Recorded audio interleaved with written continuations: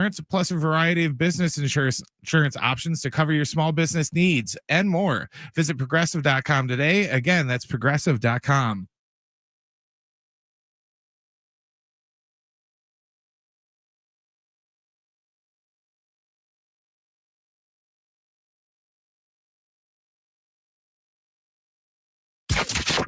Getting you all set for that drive home.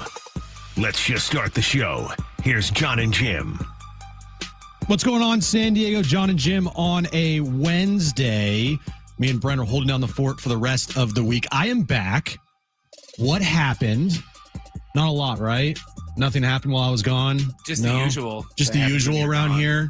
Just dysfunction and drama, a new manager search. Other than that, pretty normal around here in San Diego. We have a good show lined up for you today. Andy Halbrun is going to join me at 4:30. Tom Penn, CEO of SDFC, is going to join me at 3:30. We have a lot to talk about. A lot. So I was gone. I was back east over the weekend. I was at a funeral on Monday afternoon. And so I got back last night, and I have just been consuming. I have been consuming all of the content. Did a wrap-up show on Monday night, but that was without, really letting things breathe here with the departure of Mike Shildt, the quote-unquote retirement of Mike Shildt. And you know what? I'm going to stop calling it a retirement, Brent, because it's not a retirement from baseball. The one thing that you have to look at when you see these things go down is you have to look at the wording. All right. The wording is very important here. Very important. Mike Shildt retired from the Padres. Okay. He did not retire from baseball. He did not say he is done with baseball. He's retiring from baseball because the dude's a lifer. All right. All he knows is baseball. So this is not a retirement from baseball. This is, he quit the Padres. He quit. I don't know how else to look at it. I know that the factual term here is he retired from the Padres, but I mean, let's be real here, guys. The dude quit. Now you can question the quitting aspect of this. Like, did he really quit, or was he pushed out, or was he fired? I mean, all of that to me is up for questioning. All of it. Now, I know this is a couple days late because Mike Shildt and everything happened on Monday, and now it's a Wednesday, but still, I'll say this. Do I believe everything that the Padres and Mike Shildt have said? Because I know AJ Preller spoke yesterday afternoon while I was in the air, of course. And Mike Shildt, relayed to Dennis and Kevin and obviously in his letter to the fan base and to the Padres that, citing, medical reasons as far as, losing his hair and just the toll it took on him, and mental reasons, and doing this for himself. And I don't doubt that the last year plus has been really difficult on Mike Shildt. I don't doubt that for one bit. He went through a divorce, and that, I'm sure, weighed a heavy toll on Mike Shildt as a person, right? I don't doubt like that at all. But to say that's the only reason why he quit, I don't buy it. This, to me, does not pass the sniff test. I'm sorry, it doesn't. Not to say that those things aren't true. I believe them to an extent, that it could have played a role into the big decision here. But I also don't fully believe it was 100% because of that. I just don't. He signed an extension less than a year ago. He's just going to leave $4 million on the table? Huh? He's 57 years old. He's not 77 years old. Mike Shildt's Mr. Foxhole guy. He's like Mr. I never quit guy. He's Mr. Grit Squad guy. And then he quits? He retires? Like, does that make sense to you out there? Quit Squad. Quit Squad. That's a good one, Brent. He's Quit Squad. And I'll say this, for all the pieces that are coming out now, and we'll get into them, especially the Kevin AC piece that he wrote yesterday, or it got published, I think, last night. Like, throwing this guy under the bus on his way out. I'll be the first one to tell you, I've been very critical of Mike Shildt from like close to day one. Like I have been very upfront about, I've never been a Mike Shildt guy. Like not even once. I think the guy was phony. I think he was fake. I think he was Mr. Try Too Hard. Like to me, I saw right through the guy. And I said as much as starting last year. I remember there was a game or a series early on in the season last year, Brent, and you'll probably remember this. They lost 5 in a row. I think they just got swept in Colorado by the Rockies, and he just blew up on Dennis. Yeah. And at the time, I'm pretty sure I described that press conference as one of the most embarrassing press conferences by a Padres manager that I could ever remember since I've been covering this team for the last decade plus. So for everything I say about Mike Shildt from here on out, this is not me throwing the guy under the bus on his way out the door. No, this is me just like reaffirming my thoughts about Mike Shildt from close to day one. I never wavered on that. I did not think Mike Shildt was the guy. He was testing that theory because all they did was win. They won 93 games last year and they won 90 games this year. So me saying I don't think Mike Shildt was the guy and I didn't like him and I thought the way that he conducted business was just like I could not roll my eyes farther back into my head than I was. He was really testing that because you're winning. And in professional sports, you can deal with all the BS behind the scenes as long as you win. So again, that's why this does not seem like it just is what it is on paper. If you can deal with all this stuff while winning, how could this situation not be dealt with? And the fact that, you're burned out, I don't doubt you're burned out. Bro, everybody in baseball is burned out. Like this is the job. And Mike knows it too. This is not something new to Mike. This wasn't something new to him, the burnout factor of it. Shoot, I cover this team on a day in and day out basis, going to the ballpark every single day for 2+ years. I never played one game, obviously, and even I was burned out. And I was just covering the team, doing nothing. So yeah, of course, all these guys are burned out. Every manager in baseball, to a man, would tell you that they are burned out at the end of the year. That's why there's a 5-month offseason. Or if you make the World Series and you win it, then you're on cloud 9 and you can kind of roll into next year as the defending World Series champions. Right? It's not as grindy as other positions are in baseball. But name me one manager in baseball that at the end of the season is like, you know what? I actually feel really good. Let's keep going. I don't want time off. This is not a grind. You can't find one of them.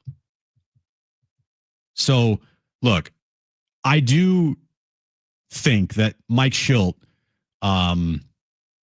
is being truthful when he says that the mental side of this took a toll. And I'm not doubting that whatsoever. Okay. To each their own. And if you seriously are mentally not equipped to do this job, okay. But I just think there's more to it than just that. Because of what I said, Mike Shildt, lifer, gamer, grit squad, foxhole guy, never quit. Always going to back his boys, right? He tried for 2+ years after getting fired by the Cardinals to get back into this position, to the point where he basically undermined Bob Melvin to get this spot. To an extent, by the way, not completely undermined Bob Melvin, but working behind the scenes to if there was ever a change in manager, the first guy on the top of the list would be Mike Shildt. Work in a room. So then all of a sudden, 2 years later, he's like, nah, peace out, bye. Right after the season ended, like, you don't think that he could have maybe said, you know what? I'm burnt out. This has been a grind for me.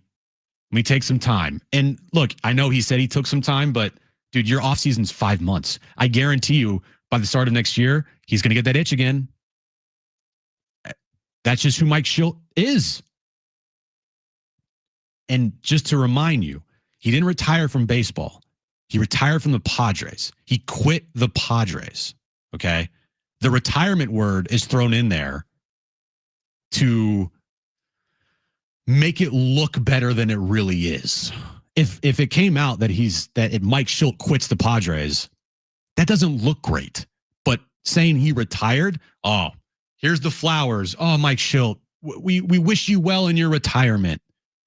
Okay. No one's going to wish you well after quitting the team, right? No one's going to say, hey, man, we wish you well after you quit. So this whole thing to me just does not pass the sniff test. I'm sorry. It just doesn't. It doesn't. You can believe what you want to believe. But for me personally, it doesn't really match up. There are more questions here than answers. And I'm actually very surprised Mike Shildt talked to the media today. He was on MLB Sirius XM radio. You have this, Brent? And he talked about his decision to retire/quit the Padres. This year was as grindy as I've had. Very rewarding year. I love everything about the Padres, and I want to make sure that's pretty clear too, because AJ Preller's been nothing but treated me like gold, and speculation that he's been hard on you, or no. AJ was a complete blessing, and it was very, very rewarding to work with somebody that cared as much as I did. But just the accumulation of the years, and then all that comes with the job now, and the expectations, and over the course of the season, it's starting to wear on me a little bit physically, and I'm 57, which is not old, but still not young, and I started looking around, going, is this who I need to be as a person, and is this where I need to continue to do, and then most importantly, guys, I know what it takes to go and help lead a team and a staff to a 90+ win season and a World Series run, in which I've been able to do, and I know what that feels like and looks like, and I had to be honest with myself. I didn't out of respect to, most importantly, our players that I love dearly, and got into primarily to help lead young men to help get the most out of their God-given ability. And we got an unbelievable group of guys that is very hard to say, I don't have the privilege of being your manager anymore, but I also couldn't, as Tony La Russa would say, I couldn't half-step it. And when I thought that there was a chance I would half-step it or not have what it took emotionally, mentally, or physically to give what it takes, then the decision got pretty easy. Again, you can believe what you want to believe. And if you want to take Mike Shildt at his word 100%, go for it. I'm not going to stop you. But I can tell you, from the things that I've heard, the things that are being reported, the aftermath, just 2 days after, this does not pass the sniff test. I'm sorry. It just doesn't. It doesn't. All right, coming up next, Robert Murray, baseball insider. He had some thoughts on Mike Shildt's retirement. You're going to hear that coming up here next segment. Also, Kevin Acee put out an article last night. We'll get into it. All of that coming up next on John and Jim on San Diego Sports 760 and live on the iHeartRadio app.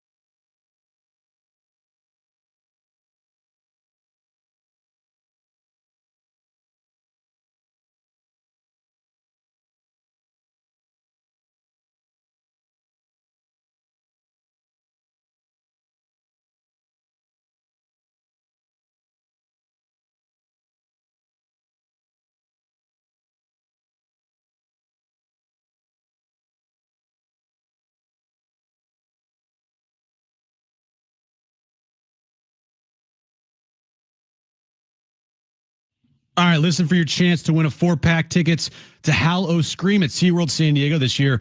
New horrors awaken with 5 haunted houses, 8 terrifying scare zones, hidden speakeasies, and the shrills of coasters after dark every Friday, Saturday, and Sunday now through November 2nd. Halloween fun for the whole family for a limited time. Kids go free with paid adult tickets. Visit SeaWorldSanDiego.com for more information. All right, Robert Murray, baseball insider, today on his podcast, discuss the, as he said, surprising, shocking, quote, retirement of Mike Shildt. Take a listen. Strong start, but him messaging me being Mike Shildt, and I'm like, what about him? Yeah, what's up with that guy? Yeah, and he's stepped down as Padres manager and retired, and that really caught me off guard. And you do more digging around it, and yeah, like some of it that comes with it, the grind of the job, like being away from family, and obviously the criticism and the death threats that he received played a big part into this thing as well. But that's not the entire picture here. There was definitely some friction between Shildt and some people with the Padres for sure.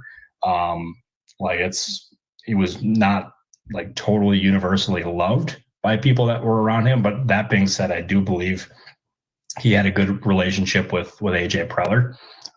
That it wasn't anything like that, but it was just people that he was dealing with on a day-to-day basis. And I believe it was Kevin Acey of the San Diego Union Tribune say that it was like a micromanaging deal that was part of the problem. And that's something I have heard as well. So like that was part of it that happened. And now this to me becomes the most intriguing opening in baseball, and been trying to figure out exactly who could end up being candidates to replace Shildt. And we also got to remember too, is like AJ Preller, he is not signed long-term, at least to our knowledge. And that status is going to be a question here. If I'm the Padres, I absolutely do everything imaginable to keep Preller in San Diego. To me, he's the best executive in baseball. I don't think it should be up for debate. I think he is phenomenal at what he does, and we can continue to add to the major league roster while also maintaining that the minor leagues stay competitive and have reinforcements coming year in and year out. Like that's a huge credit to him. But if you have him sign long-term, if you get him signed long-term, that's a big part of it. But this managerial search is going to end up being very important. And the 2 names that I'm looking at there are Ryan Flaherty of the Chicago Cubs. And I also think Nick Hundley, who is now at the Rangers, I think he's interviewed with the Giants. Is that right? I feel like that was reported. He's certainly. Okay. So a lot there to unpack. I think what I'm feeling right now is honestly deja vu. This feels like just deja vu all over again. You know, I've been seeing a lot of Padres fans being like, "Oh, I'm glad, the drama's gone and the toxic work environment's done with, and we can get a new manager in here and start fresh." Really? You think the drama's gone? You think the toxic workplace is done? Are you serious? Like the Padres, this is what they do. There is never a normal offseason in Padres land. Never. Now, again, do I appreciate it from a standpoint of content reasons? Like, yeah, but there's never a normal offseason. Ever. When you have as many managers as this franchise has had over just the last 6 years, and the common denominator, or at least the common talking point with all those managers is, well, the drama's now gone, so we can get someone else in here and it will be a clean slate. And then the same thing happens over and over and over and over again. The drama's not going anywhere. As long as AJ Preller's in charge, as long as Eric Grupner is there with AJ Preller, bro, guys, the drama's not going anywhere. The toxic workplace might be fine for a year and a half, but this is now a pattern. This is a constant cycle with this franchise. Okay? When things change, I would love to know when that's going to be. because there's no way I'm sitting here and whoever the hell the new manager is, am I going to say, well, at least now the organization's stable. I didn't like Mike Shildt, and I said that a month ago. I was like, well, at least the organization from a manager and a GM perspective at this moment in time feels stable. But the question still remains about AJ Preller because of his and Eric Grupner's relationship, and we don't even know what the hell John Seiler's going to want to do. But hey, at least AJ found his manager if he remains here, and then the guy quits. Like, what? So the drama's not going anywhere. The drama's here to stay. Yeah, exactly, John. It's never a dull moment with this team. It's never like business as usual. Let's just focus on the on-field stuff. No, there always has to be an article about work environment. There has to be an article about a toxic, drama-filled clubhouse. Or there always has to be an article about how guys can't get along. Like every other year, it's like clockwork around here. There is not one offseason where there's not something with this franchise. And honestly, it's kind of crazy that with all of this, they still have won. Which is crazy. I know AJ Preller spoke yesterday and said that, well, we're very stable. We have a lot of people in this organization that have been around for a long time. You're right, AJ, you do. But you've also gone through like 7 managers and 30 plus coaches. I am in favor of AJ Preller now. I want AJ Preller to stick around. I want him to be the general manager of this team because if he's not, the other side of this could look very ugly. But the drama, man, that's never going away, it feels like. That feels like it's never going away. All right, if you missed Kevin Acee earlier in the week, you're going to hear him coming up next to talk about the decision for Mike Shildt to retire/quit from the Padres. That's coming up next right here on John and Jim on San Diego Sports 760.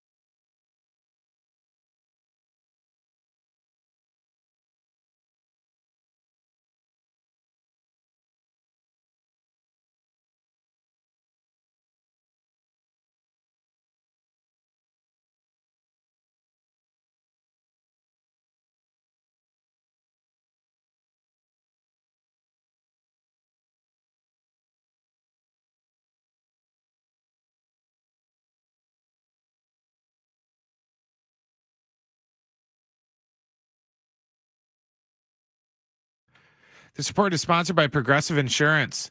Game 3 of the ALCS between the Blue Jays and Mariners is tonight at 5:08. It's going to be Shane Bieber going against George Kirby. Game 4 is set for tomorrow night at 5:30. Game 3 of the NLCS between the Brewers and Dodgers is also set for tomorrow afternoon at 3:08.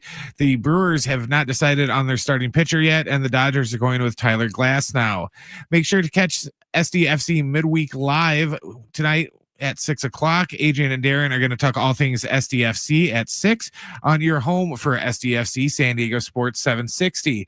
Progressive Insurance can help you protect your home, auto, boat, motorcycle, ATV, and RV, and more. And if something wasn't mentioned that you had in mind, find out if it can be covered at progressive.com or at 1-800-PROGRESSIVE, because it probably can be.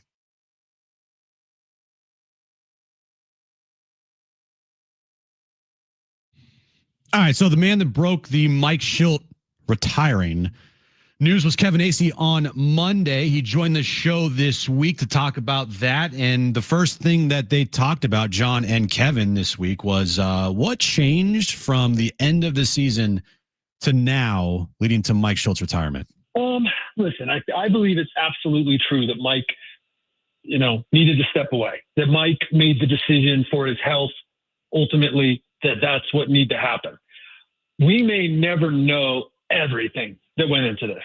I mean, we just might not. I mean, because it is so extraordinary that a man would walk away from at least $4 million and perhaps, up to $6 million. We don't know what Mike was owed. And we also don't know if he really walked away from all of it. I mean, there's some unknowns, but I can tell you based on, reporting, and I've been reporting on this story for longer than, you might think, and conversation with Mike yesterday. He is worn out. He needed a break. He was tired. He's worried about his health. So that is what I believe that is to be totally true. What other stuff there?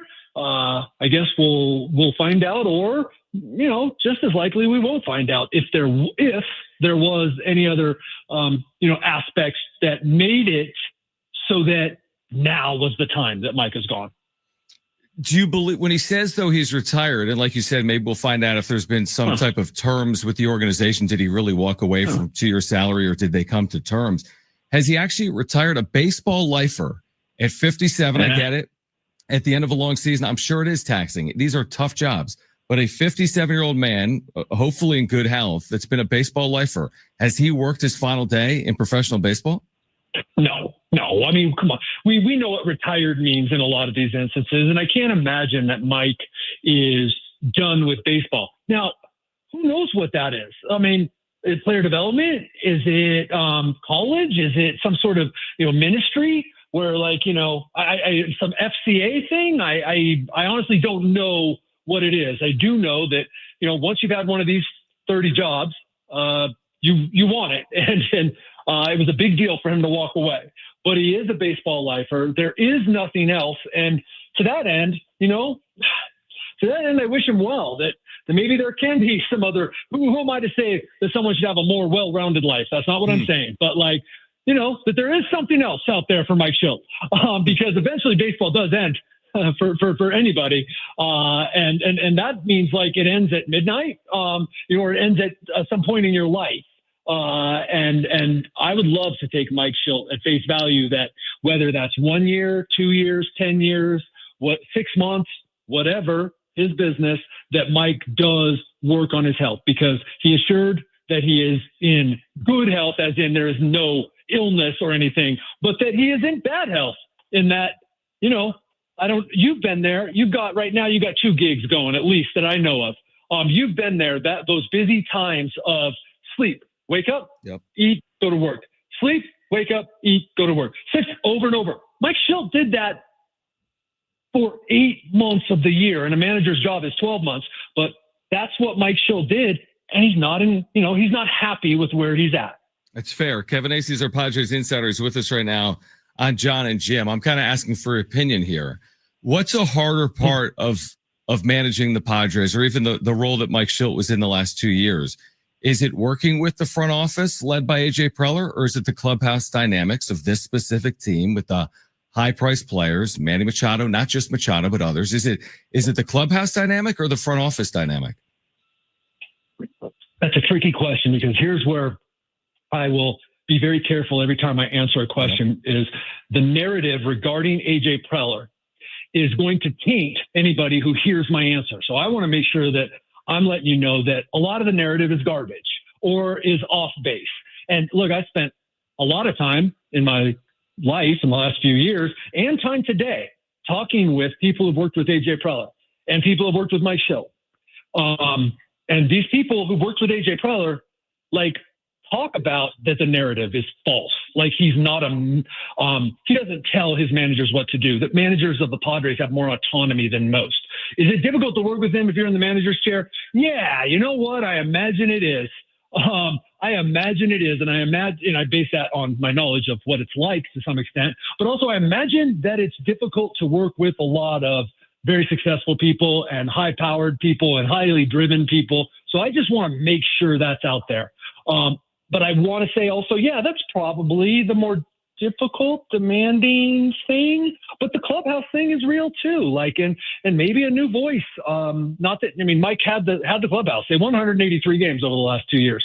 But like, maybe there is somebody they can work with and get more out of certain people. You know, he had this veteran coaching staff, right, that was retained from 2024 to 2025. As in, I guess my question is, would this be a surprise to his coaching staff that this decision was made right now or not? Depends on which ones you asked.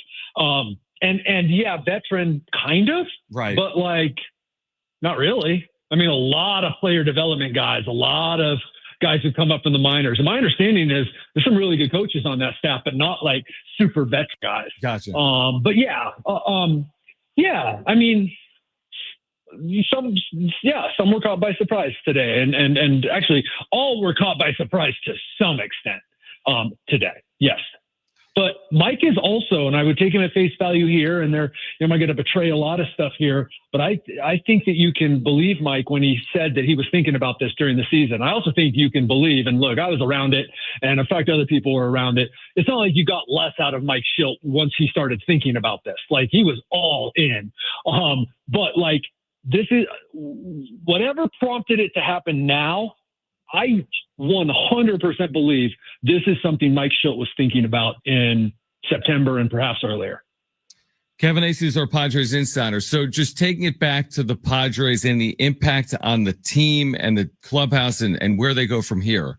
You know better than I do, but Manny Machado's had, 4 managers in 7 seasons. Same thing with Fernando Tatis Jr. I'm talking specifically in San Diego. His next manager will be his 5th. I don't know if it's the end all be all or not, but what's the impact here? What impact is this going to have on the team? Another managerial, decision to be made by AJ Preller in this front office. Yeah, I don't think it should be discounted, but I think it can be overestimated. I think we've talked before about like these players by necessity are the most self-centered people I've ever known in my life. Like, not just Padres players, I'm talking baseball players, and I'm talking professional athletes. And like, they're going to go play. Now, here's what you're looking for in a manager: is the guy who's going to get that extra 10% out of them, right? Like, that's going to make them the best players they can be, either through like baseball fundamentals, but also, motivation over 6 months plus then what's turned into a pretty important month for the Padres, October. And so, like I said, that's something that needs to be addressed, man. They got to stop this. I mean, this is ridiculous. And sorry, a little bit of that's from the beat writer who's covered 183 wins and 2 playoff appearances, and now it's covering another managerial search.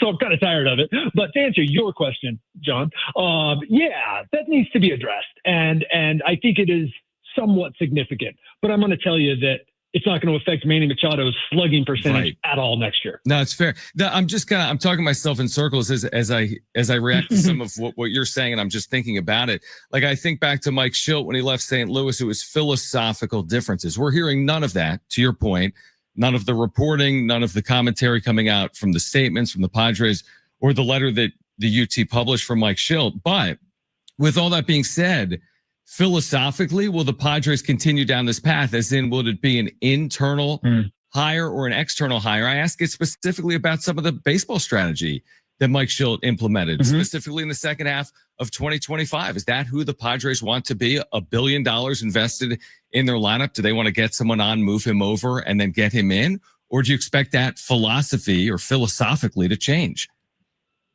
Well, I think, and I'll just go, some of this is what I'm saying is based on things I talk to people in the organization about, and then I'm extrapolating a little bit and just kind of giving you my thoughts here. Yeah. I think Mike Shildt, to some extent, reacted to the team he had. Right. So that is then, does the philosophy, the hitting philosophy, hey, Fernando Tatis Jr., left field, Petco Park, pretty good place, hit some bombs. You know, do we need to work more on, hey, Tatis pulls, you know, like the hitting philosophy for certain guys, it may be team wide, could then change how the manager uses the manufacturing of runs, the small ball and all that stuff. I want to defend Mike Shildt on that to some extent. And the players that were given the freedom by Mike Shildt to do some things that Mike Shildt didn't always agree with and maybe should have made sure didn't happen. I don't know. But like, he was also aware of who his team was. And we're all talking about the 2-run homer that could have been hit, but I'm going to sit here and say it probably wasn't going to get hit. So like, I think Mike did a really good job in that way. But your point is absolutely valid. They are looking at their philosophy offensively. This is not 100% being like, I'm not actually asking this question, but I'm kind of asking this question. Does Manny get a say in this? In the hire? Is he always, right? Always, but not like, oh, we can't do this or we're gonna do this. I would even say it's not gonna be we're gonna do this because of Manny. But look, he has a say in almost everything, at least like, hey, let's hear what Manny has to say, right? Let's hear what Bogey has to say, right? I don't mean to use all nicknames here, but, that's how they would talk. Let's hear what Joe has to say, right? Like, and then also, hey, let's consider the personality of our team as we are deciding who to be the manager. Kevin, do you believe, I think this has been reported maybe by yourself, and you have the inner workings better than I do. Does Ruben Niebla, he wants to manage in the big leagues. Is that correct? And he would be interviewed in this scenario? Yeah.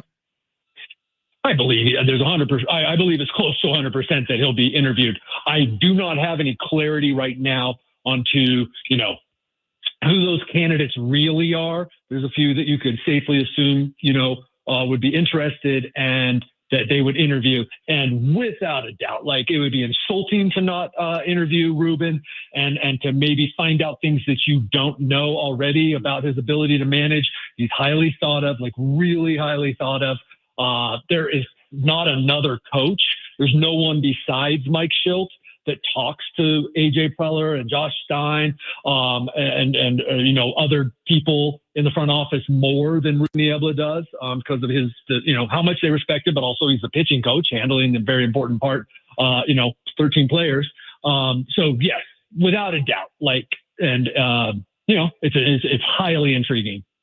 Does it, just a final question or two, do you feel as if, let's say it was filled with Niebla, do you fill a hole by creating another? As in, they already have a very good pitching coach. He's not going to be the manager. And they have a very good bullpen coach. They have a very good bullpen coach who I would think in the coming days, weeks, you'll hear that Ben Fritz is interviewing or has been, the people have asked permission to interview Ben Fritz for their pitching coach jobs, right?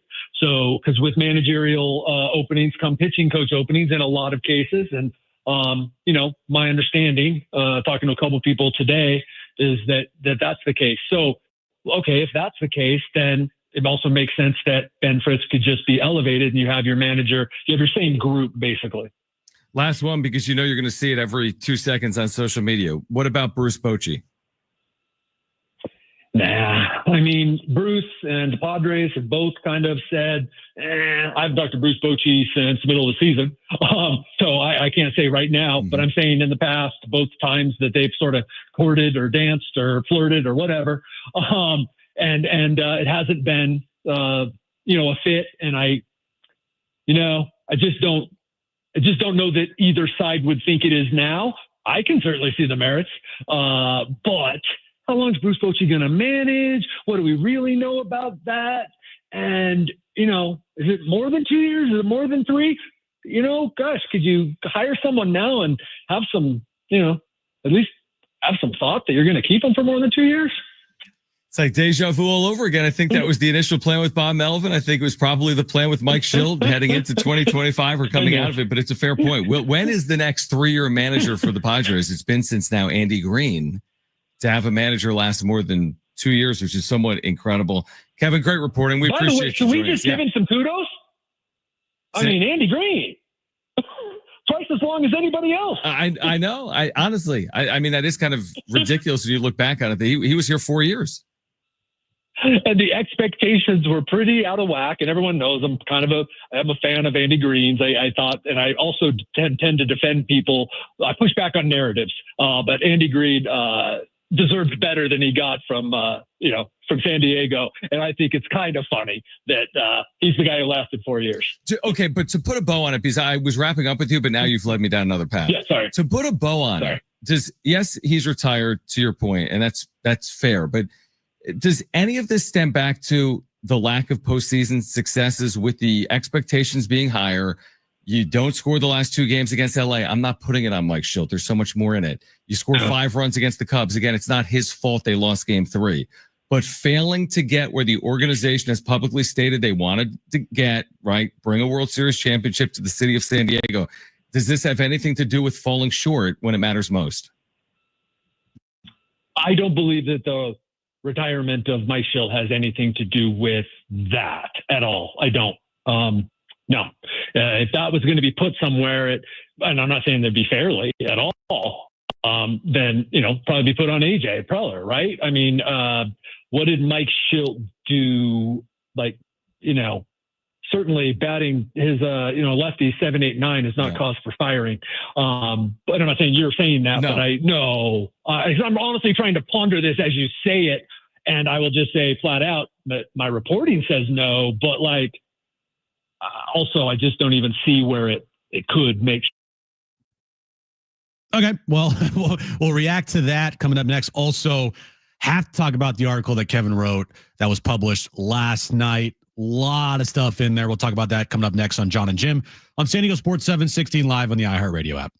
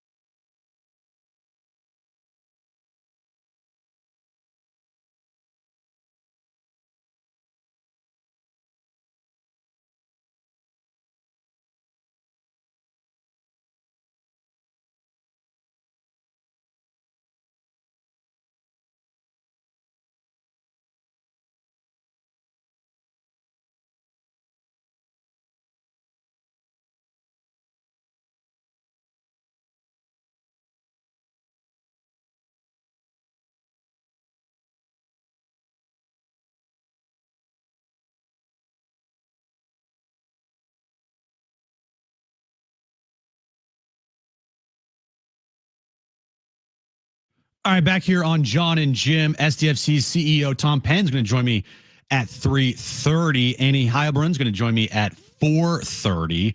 Talk about the the saga that is down at Petco Park. So Kevin wrote an article last night, and it was essentially talking about the dysfunction inside the clubhouse between Mike Shildt and some of the members of the coaching staff. I'll just read a little bit here. So Kevin wrote, nearly 20 sources, 12 of them who worked with Shildt on a daily basis during the season, have in recent months characterized Shildt as unyieldingly demanding of his coaching staff and the team support staff, and as having a tendency to micromanage and possessing a quick temper that is easily triggered by questioning or feedback. Now, I don't really have that much of a problem with maybe the unyielding demand of his coaching staff and micromanage a little bit. I mean, you're the manager of the team. Like, this falls on Mike Shilt's shoulders if they lose. So I don't have that much of a problem with it because he's the boss of the coaching staff. But when you get to the part of like quick temper, easily triggered by questioning or feedback, did you guys watch Mike Shilt's post-game pressers? Did you watch those? Should this surprise anybody? Like, I could have told you that. A lot of people could have told you that. Kevin also wrote, Shildt largely left governing of the clubhouse to players and made it a priority to exhibit patience and deference to them. He was, according to several people, often the opposite with his coaching staff and members of the support staff. Those people said that would sometimes happen within a matter of seconds as he berated a staff member before walking out into a clubhouse with a smile on his face. Not surprised at all. I mean, that's who Mike Shildt seems like he was. And let's just call a spade here. Dude was an a-hole. Like, I mean, they just call a spade here. The guy was an a-hole. I mean, is that really surprising to anybody that watched the post-game press conferences? Now, I get it. If you are a fan of this team and all you care about is winning, the guy can be the biggest a-hole on the planet as long as you win. And to Mike Shilt's credit, honestly, they did win, and they won a lot of games. The one thing I said about Mike Shildt is there's no denying he is a good manager. But everything that is surrounding that is the problem. And hey, man, to his credit, even though he was a total a-hole to his staff and was extremely thin-skinned and came off as times being a complete phony, they won baseball games. So, look, if you're a fan out there, and I understand it, there's a lot of fans out there that they couldn't care less about this stuff. Oh, the guy's an a-hole? How many games did they win? 90 plus? Okay, cool. They're in the postseason every year. Who cares? Be a D-bag. I don't care. But here's the problem is you can deal with that if you win and you stay here and you win at a high clip. Mike Shildt won and he quit after 2 seasons. So this is not a 10-year manager here. He was not here for over a decade. He was here for 2 seasons. He quit. Or he got fired, or he got pushed out. We'll never really know. As Kevin said, you heard him in last segment, maybe we'll never know the truth. The real truth, right? Interesting how that works. And interesting how that sounds, because that's exactly how it sounded in St. Louis. You know, the thing that he got pushed out of St. Louis was philosophical differences. And it's a little bit of the same here. So we'll talk more about this article. There's a lot to get into. Also, I know that the next course here, the next thing is who's the next manager of the team. We'll talk about that coming up next hour. Also, Tom Penn, CEO of SDFC, is going to join me at 3:30. Stay right here on John and Jim on San Diego Sports 760 and live on the iHeartRadio app.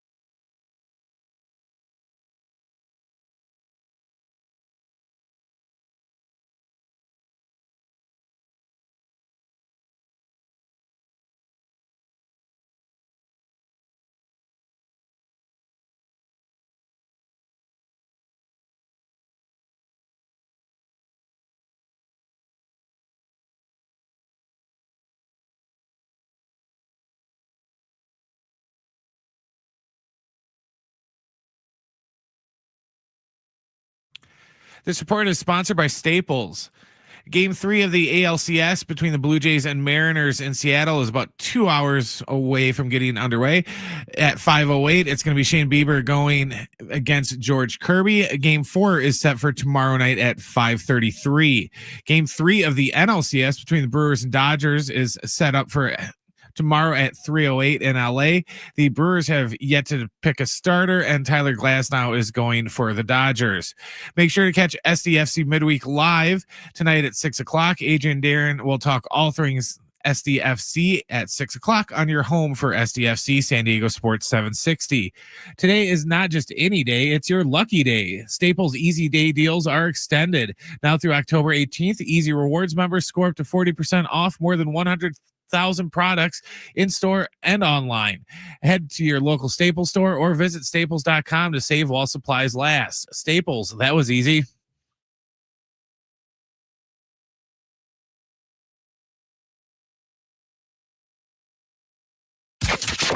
Getting you all set for that drive home. Let's just start the show. Here's John and Jim. All right, hour 2 of John and Jim. Tom Penn's going to join me at 3:30. Annie's going to join me at 4:30.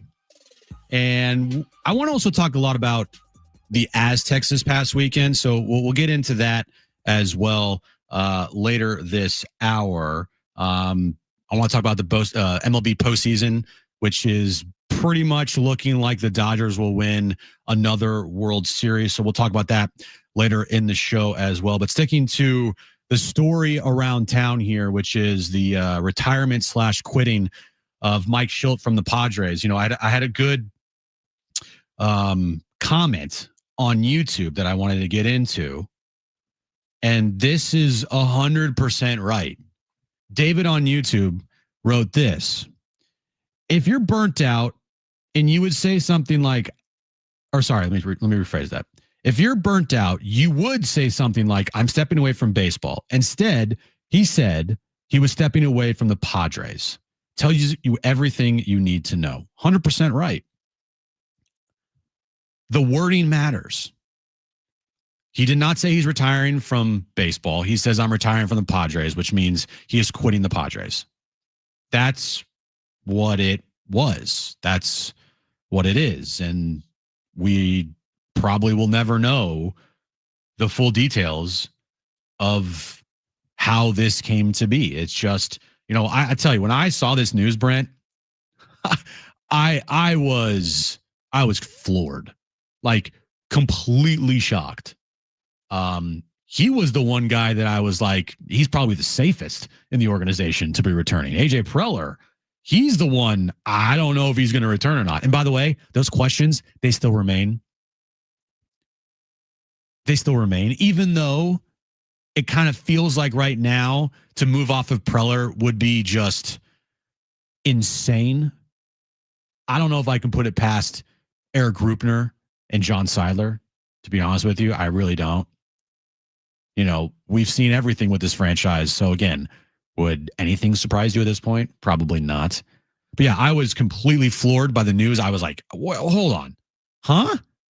I had to look like 3 times before being like, okay, yeah, this is real. And like actually trying to process it. It was crazy. Brent, you didn't even know until you got in the studio that day. Yeah. I walked in and Mike Usher's like, well, too bad there's nothing you guys have to talk about today. I was like, what are you talking about? He's like, well, Mike Shildt just retired from the Padres. I was like, what? Like, excuse me? Yeah, I didn't hear anything about it. But talking more about this AC article, and by the way, you know, this entire article, good job by Kevin to report this, but I'll say this.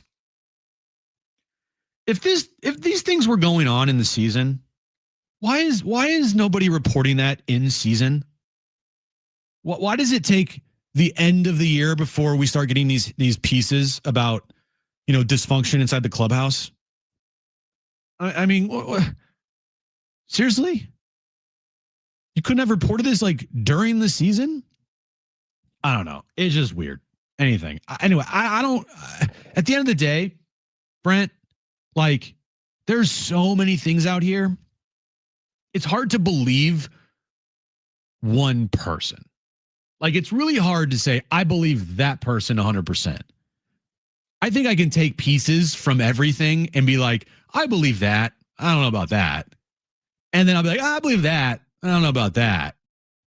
But there's not one singular thing that I'm like, I believe that 100%. Now, if Jeff Passan came out with a piece and he, is probably the closest thing in baseball to 100% as it gets, then he would be the guy that'd be like, you know what? Yeah, that's what happened. But I'm sorry, Kevin, even with Kevin, and I'm sorry, Dennis, even with Dennis, even though Dennis is pretty spot on as well. Like, everything to me is wait, is that true? Like, I have to question almost everything I read. I can't just read something and be like, oh, that's true. I have my own opinions on things off of things that I've heard and seen. I mean, a lot of this stuff kind of matches up. I'm like, yeah, I could see that. Yeah, I could see Mike Shildt being a complete a-hole. Duh. But again, it is a lot of things that you have to kind of question before you even maybe believe it. It's one of those things that, in a way, it kind of reminds me of Urban Meyer. Because remember when he left Florida with his undisclosed health condition, right? And then as soon as the Ohio State job opened up, he was cured. Exactly. So this is one, and Kevin kind of hinted at it when he was talking to John on Monday that, when it comes to coaches and managers in sports, no one's ever really retired. No. Mike Shildt, the wording was the way it was for a reason. Okay. If he said, I'm retiring from baseball, all right, that's completely different than I'm retiring from the Padres. And I guarantee you, because there are eight jobs open in baseball, I guarantee you, if, I don't know, the San Francisco Giants called up Mike Shildt in like a month and was like, hey, man, now, like, I know that you said you want to go and, be with your family and work on your health, but you want to be the manager? That would be deja vu. It would be deja vu. I was firing the manager and then the Giants hiring him again. Like, if another team asked Mike Shildt tomorrow to be the manager and it wasn't the Padres, you're telling me that he's just going to flat out say no without thinking about it first? Come on, stop it.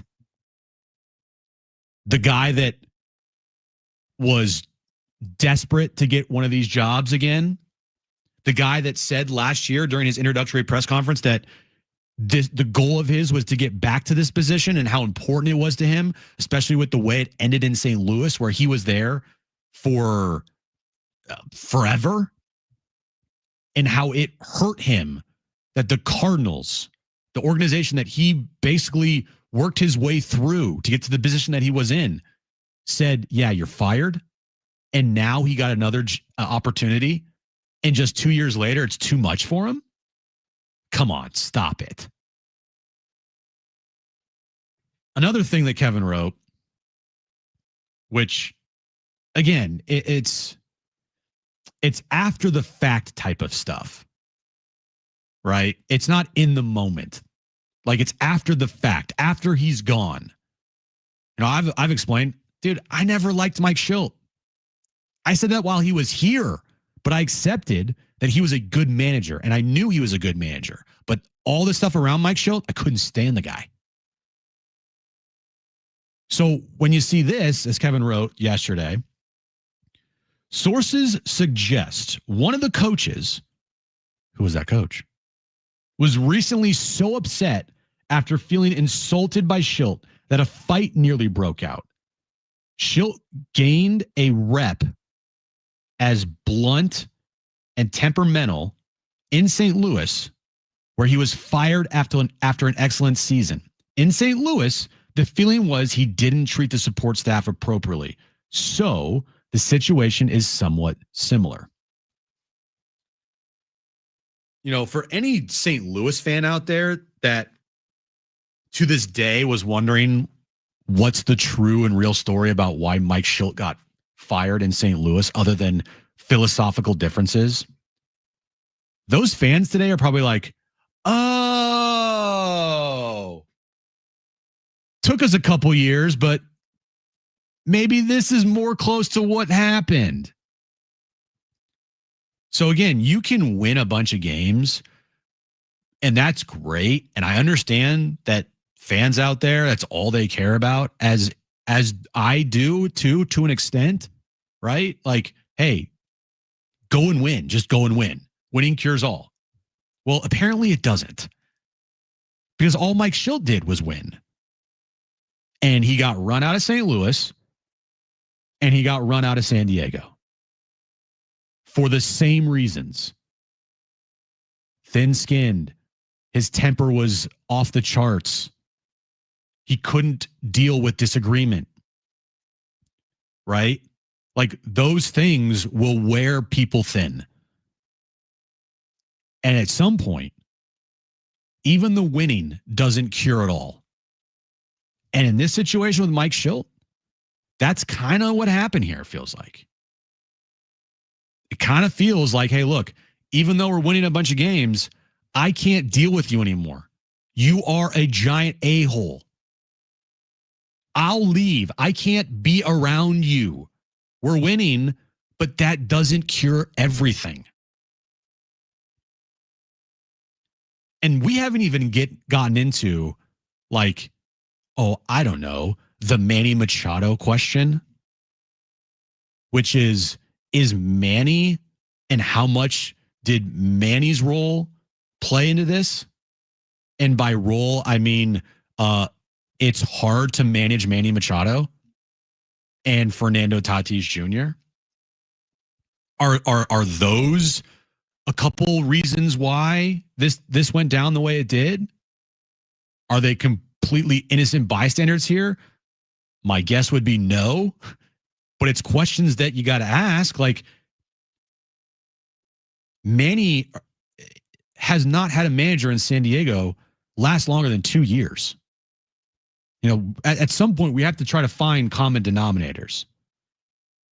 We have to do process of elimination of why this keeps happening here in San Diego.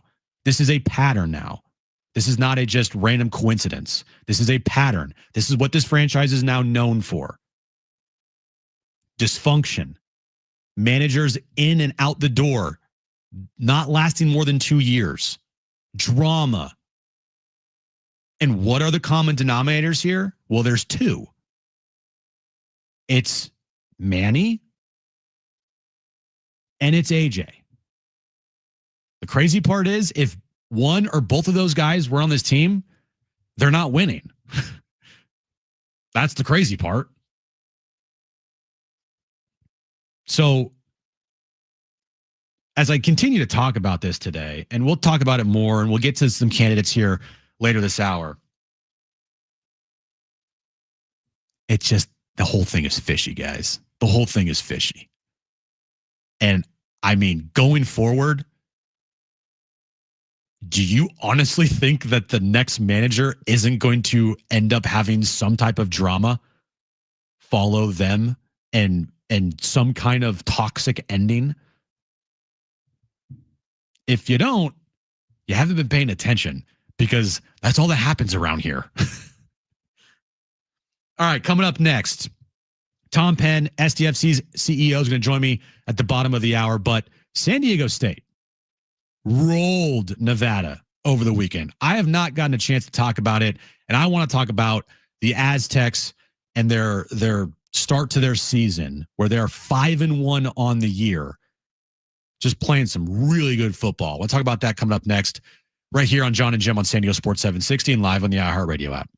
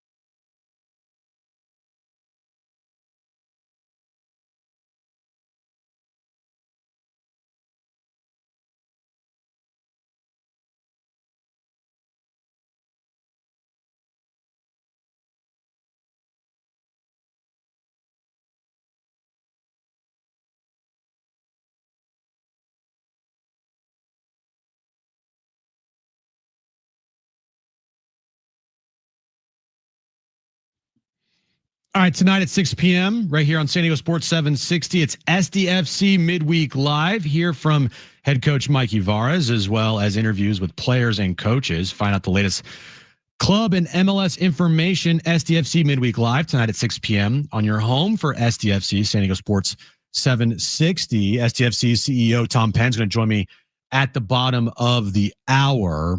So over the weekend, San Diego State at Nevada. Last week, I said, look, I needed to see from the Aztecs a good road performance to really get behind them. They have shown that they can be one of the better teams at home in the country. I mean, they have been incredible at home, over 40 points per game. Their defense is suffocating. It does not give up points. Like, they have been incredible at home. But on the road at Washington State, things snowballed on them, was not good. And then at NIU, I mean, it wasn't pretty. It was the opposite of pretty. It was probably one of the ugliest wins you'll ever see when they won 6-3. And I'm like, okay, I need to see them perform closer to what they look like at home on the road than what they've looked like on the road so far. Like if they went to Nevada, Brent, and they won like 14-6, I'd be like, okay, cool. But that's a little bit of an issue for me. Nah, they boat raced them. They looked incredible. Every facet of the game. Special teams, offense, defense, they were incredible. I was going to say they were up 14-0 before CBS Sports even switched over because the game before it ran long. Punt return for a touchdown. Interception return for a touchdown. Their offense was humming. Jaden Denegal, again, extremely efficient. Multiple touchdown passes. Jordan Napier, he's on the Blitnikoff list as one of the best wide receivers in the country now. I'm a believer of this Aztec football team. That's it. I'm a believer. I am all in on this Aztec football team. How could you not be? Like, they have shown you, I feel like, everything that you'd want to see as a fan to get you to be all on board with this football team. They're scoring a bunch of points. They have a quarterback who's efficient. They have a great running game. Their defense is incredible so far this year. Special teams has been pretty flawless. They have a top wide receiver. They have a running back room that is interchangeable, but every single guy can, put up 100 on the ground. I mean, they are humming right now. And it just makes me that much more excited coming off of this bye week that they have, leading into Fresno State, coming up here in a week and a half on the road, that if they can win that game, Brent, one, they'll be bowl eligible. They'll be 6-1 on the year. They'll be sitting close to the top of the Mountain West Conference behind UNLV if UNLV continues to remain undefeated. And then I feel like now we have to start talking about Mountain West Conference championship. Like, I feel like if they beat Fresno State next week, that conversation is 100% on the table.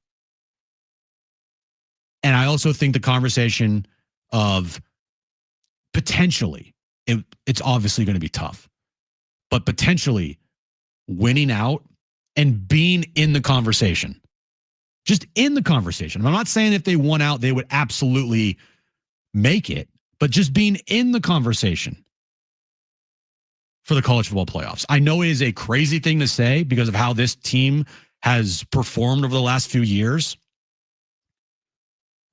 But like I said, what have they not shown you yet?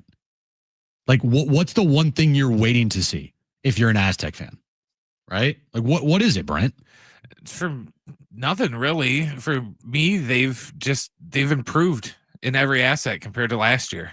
Every single part of the game they've improved on. You're absolutely right. And it was kind of weird. I joked to Fletch on Saturday that the last 2 games we've been favored, and I said that's kind of been weird because we haven't been favored in a while the last few seasons.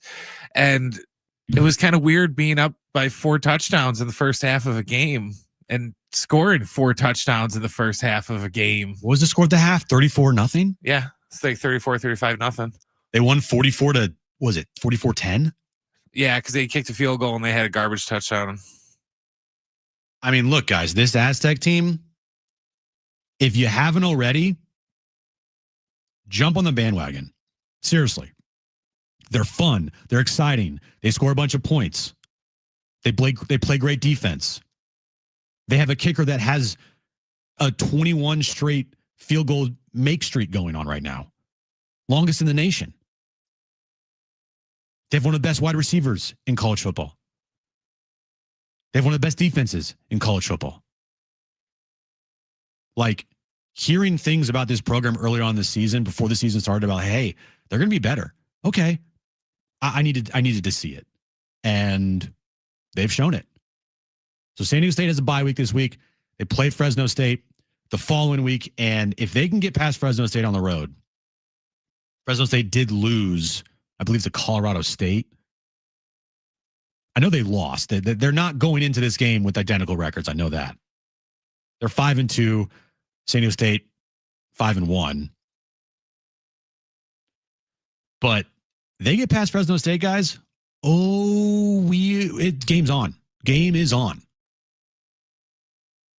And that game has just got that much more exciting and important for this Aztec football team, and this year especially. All right, coming up next, San Diego FC's CEO Tom Penn's going to join me. Stay right here on John and Jim on San Diego Sports 760 and live on the iHeartRadio app.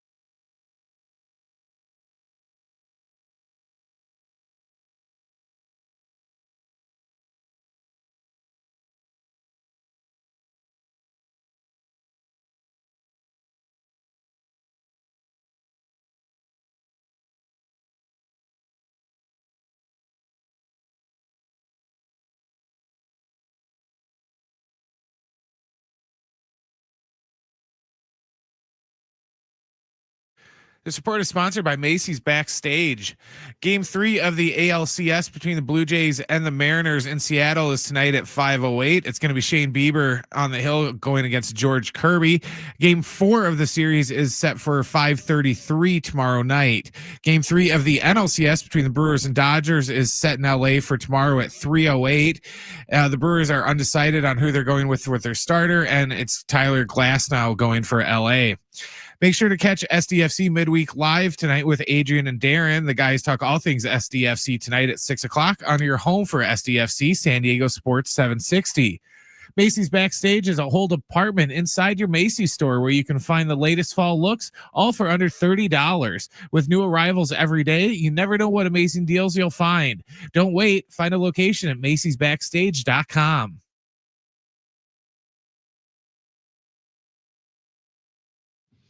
All right, back here on John and Jim. The final regular season match for SDFC will be this Saturday night on the road versus the Portland Timbers, 6 p.m. kickoff time.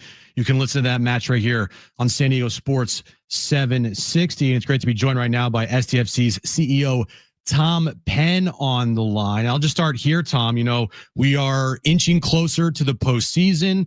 We'll see how it shapes out this coming Saturday with the seedings and everything and how that goes. But first off, I mean, your initial thoughts on just the entirety of the regular season, you know, in year one, and how fast this thing started to where you guys are at now on the cusp of being a 1 seed and you know, having some really high hopes here of, you know, competing and winning an MLS Cup in year one. Yeah, couldn't be more happy with the result. It's an interesting dynamic to be in a moment where you sort of reflect on the season as if it's over. You know, you look at the full body of work and you think we set a record for an expansion team in so many ways, and, you know, we're in it to win it. And then that's up against this fact that we're still in it to win it, you know, and we're not done yet. And you want to stay focused on the moment. But if you take a little bit of a step back and reflect on the regular season, I think win, lose, or draw on Saturday, it's been a resounding success. And then, you know, we look to get a result on Saturday, lock up maybe the 1 seed, 2 seed, could be the 3 seed. Worst case is 4 seed, pretty good spot to be in. Yeah, absolutely. And we'll get some home matches here at Snapdragon Stadium. Tom Penn joining me here on John and Jim, SDFC's CEO. You know, when you look at the start of the year and the players that, you know, were on this club for year one, and then we are at the point of the year where we're having some guys like Anders Dreyer being put in the MVP conversation. For that to happen in year one and have some really, really talented players on this club. I mean, Anders Dreyer this year, it's been an incredible story. What have you made of the play and the players that you've brought in here? Pretty much all, you know, performing at the highest level to get you guys where you are right now. For starters, he's played every single game, right? Yeah. So, I mean, he's just been there night in and night out. And then from the noisy start at the Galaxy with the goals and the, you know, the fanfare that came with that, he has just consistently shown up and delivered. League leading in goal contributions, right there in the MVP race. Too bad he's up against this guy named Messi. Oh yeah, that otherwise, guy. Yeah. Otherwise, I think it'd be his. And it was fun because nobody really knew of Anders. And I remember hearing from our sporting folks, from Tyler Heaps and his recruitment team, they really, really were bullish on him and the way that he fit our style. And he's right at the peak of his career, right? I mean, he's in his mid-20s, which are the boom years. Mm-hmm. And it's going to be fun to keep watching him evolve and consistently deliver. Absolutely. Tom Penn, SDFC CEO, joining me here on John and Jim. So one thing that I've noticed, and this is off the field here, Tom, is you guys have done a phenomenal job getting out in the community and setting up watch parties and events and, you know, getting involved with local soccer groups. Like, how has that process been for you to in year one, in such a short amount of time, really get out in the community and become a pretty big piece of the soccer community here in San Diego? It means a lot if you really, I know you do feel that way if you're saying it.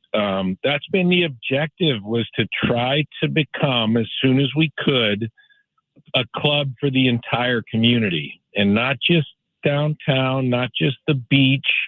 From the very beginning, Cody Martinez, the chairman of Sequan, said, hey, San Diego's a big county. There are a ton of fans out east. I grew up in El Cajon, so his directive was build this club for the whole county. And we were very intentional about how we designed our logo, for example. It's got 18 lines in it that intersect, woven into one. That represents the 18 cities in San Diego County. And then we did that Chrome Ball tour where we went to each of those communities and visited and did an event. And then you mentioned the engagement with the local soccer community. I mean, soccer thrives in San Diego at the youth level, at the adult level. It's been a lot of fun to just live that and get to know and be a part of the entire soccer community across the county. Tom Penn joining me here on John and Jim. Tyler Heaps, Mikey Varas, they are the guys that have been leading the way this year, especially Mikey. What can you say about the job that they've done here in year one, when I'm sure behind the scenes, it's probably at times felt pretty chaotic, but these two guys have led the way here to get you to the point where you're at right now. They sure have, and they get so much credit. The way that they've been a dynamic duo, and it's really both of them, each in their role for the first time, which is very unusual, especially in an expansion situation. But they're both so talented that in working with the Mansours and the big decision makers, as we laid this out, we thought both Tyler and Mikey were super talented and able to lead in their various capacities. And then you put them together and you have this incredible synergy between the two of them.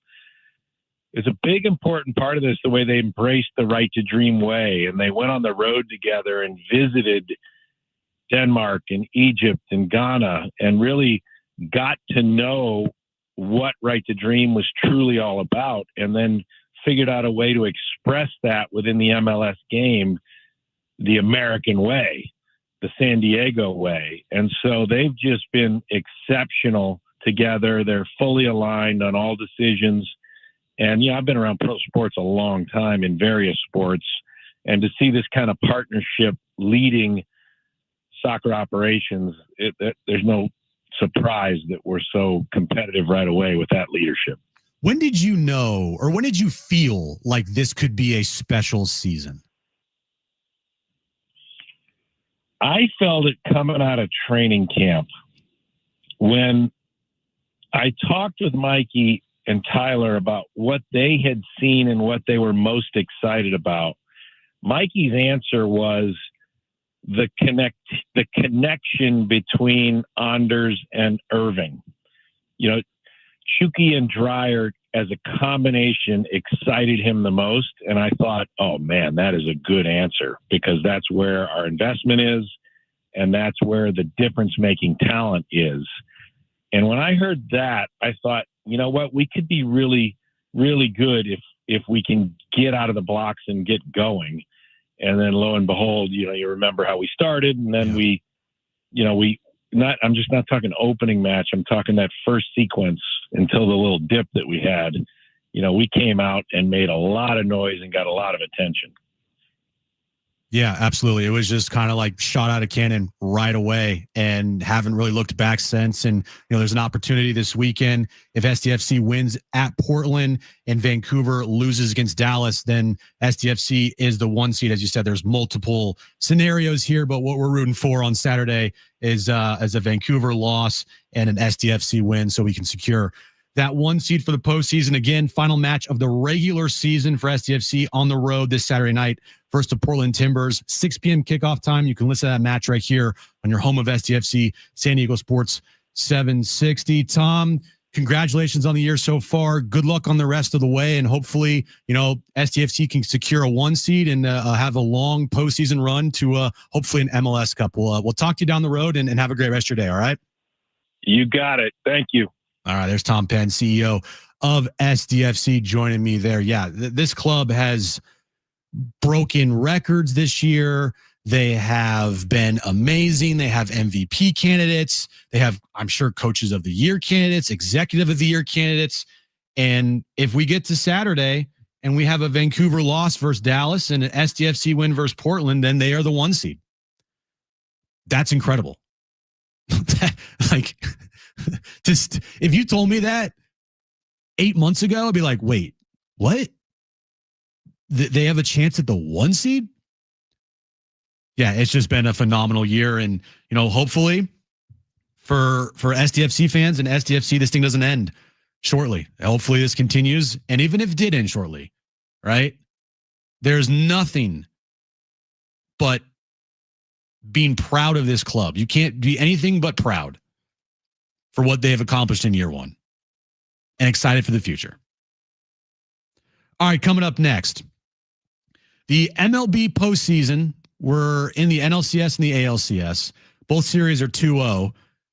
We'll talk about that and why the Dodgers are 100% going to win the World Series again. That's all coming up next right here on John and Jim on San Diego Sports 760 and live on the iHeartRadio app.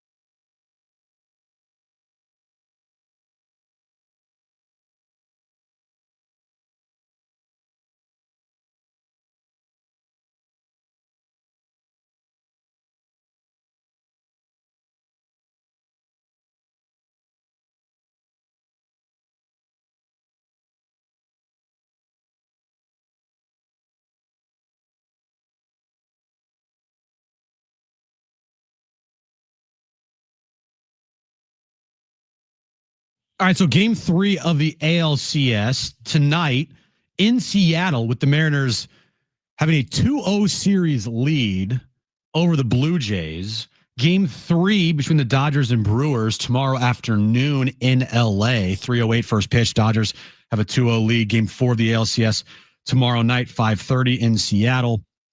And the biggest takeaway from this past weekend, Brent, is that the Dodgers are going to win the World Series again. Yeah. Have a great rest of your night, everybody. That's it. It's over. The Brewers jinxed themselves. How did they jinx themselves? Because when they did their post-game photo after they beat the Cubs, they hung the L. They hung the L flag, and they haven't won since. And they got kind of ripped through the coals from national media about, come on, guys, you didn't have to do this. And now you just kind of look like jerks. And since they did that, they haven't won. So I've seen a lot on social media and about the Dodgers and their payroll. It is what it is. There's nothing anybody could do about it. All right. Dude, here's my thing with that real quick. Going into this series, the Brewers bragged about their small payroll and how I know how it was David versus Goliath. Yeah, and how great it is. Look at our small little payroll. Bunch of nobodies, yeah, bunch of and plumbers. these nobodies are going to go and beat all these high-priced, overpaid, divas. And now that they're down 2-0, and I was like, oh, well, what do you expect us to do? We can't compete with this payroll. It's like, well, you weren't saying that 2 days ago. It was like 2 days ago, you guys were bragging about your small payroll. Now you're like, well, we can't win with our payroll. It's wild that you have a $200 million pitcher and then a $176 million pitcher and then a $700 million pitcher and then a $150 million pitcher as the starting rotation for the Dodgers. Last year the Dodgers won on the back of their bullpen. Their bullpen last year was incredible, as all Padres fans would know. This year they're going to win the World Series on the back of their starting pitching. 100%. And Dave Roberts knows it. He knows that he is going to basically ride this starting pitching staff out the entire way. You don't see pitchers in the postseason have complete games. Blake Snell going 8 innings the other day in game 1? What? That's Dave Roberts knowing I'm not going to risk it with my bullpen. I'm going to use these guys, and I'm going to use them basically more than I've used them all year long. Well, especially when you look at game 1, they went to use their bullpen for like the 1 inning and they almost blew it. I know. And they had to go through like almost at least 2 pitchers. They went through 3. Roki Sasaki and Blake Trinan. And honestly, it should have. Dude didn't move. Yeah, exactly. So it's just a switch right now. I mean, the Dodgers are going to win this thing because they're starting pitching. And Blake Snell, say whatever you want about Blake Snell. He's figured it out. I did not like Blake Snell when he was here. I said, don't touch this guy with a 10-foot pole in free agency. No way in hell am I giving him a massive contract. The dude's hurt. He never shows up at the start of the year. And he doesn't give you more than 5-6 innings. And he's figured it out, man. He has absolutely figured it out where this guy is nails. You saw it. He won a Cy Young here in his final year in San Diego. Then he went to San Francisco, started out the year, I believe, injured or not ready to pitch, and then goes out, throws a no-hitter that year. This year, same situation. When the dude's healthy, probably the nastiest pitcher in baseball.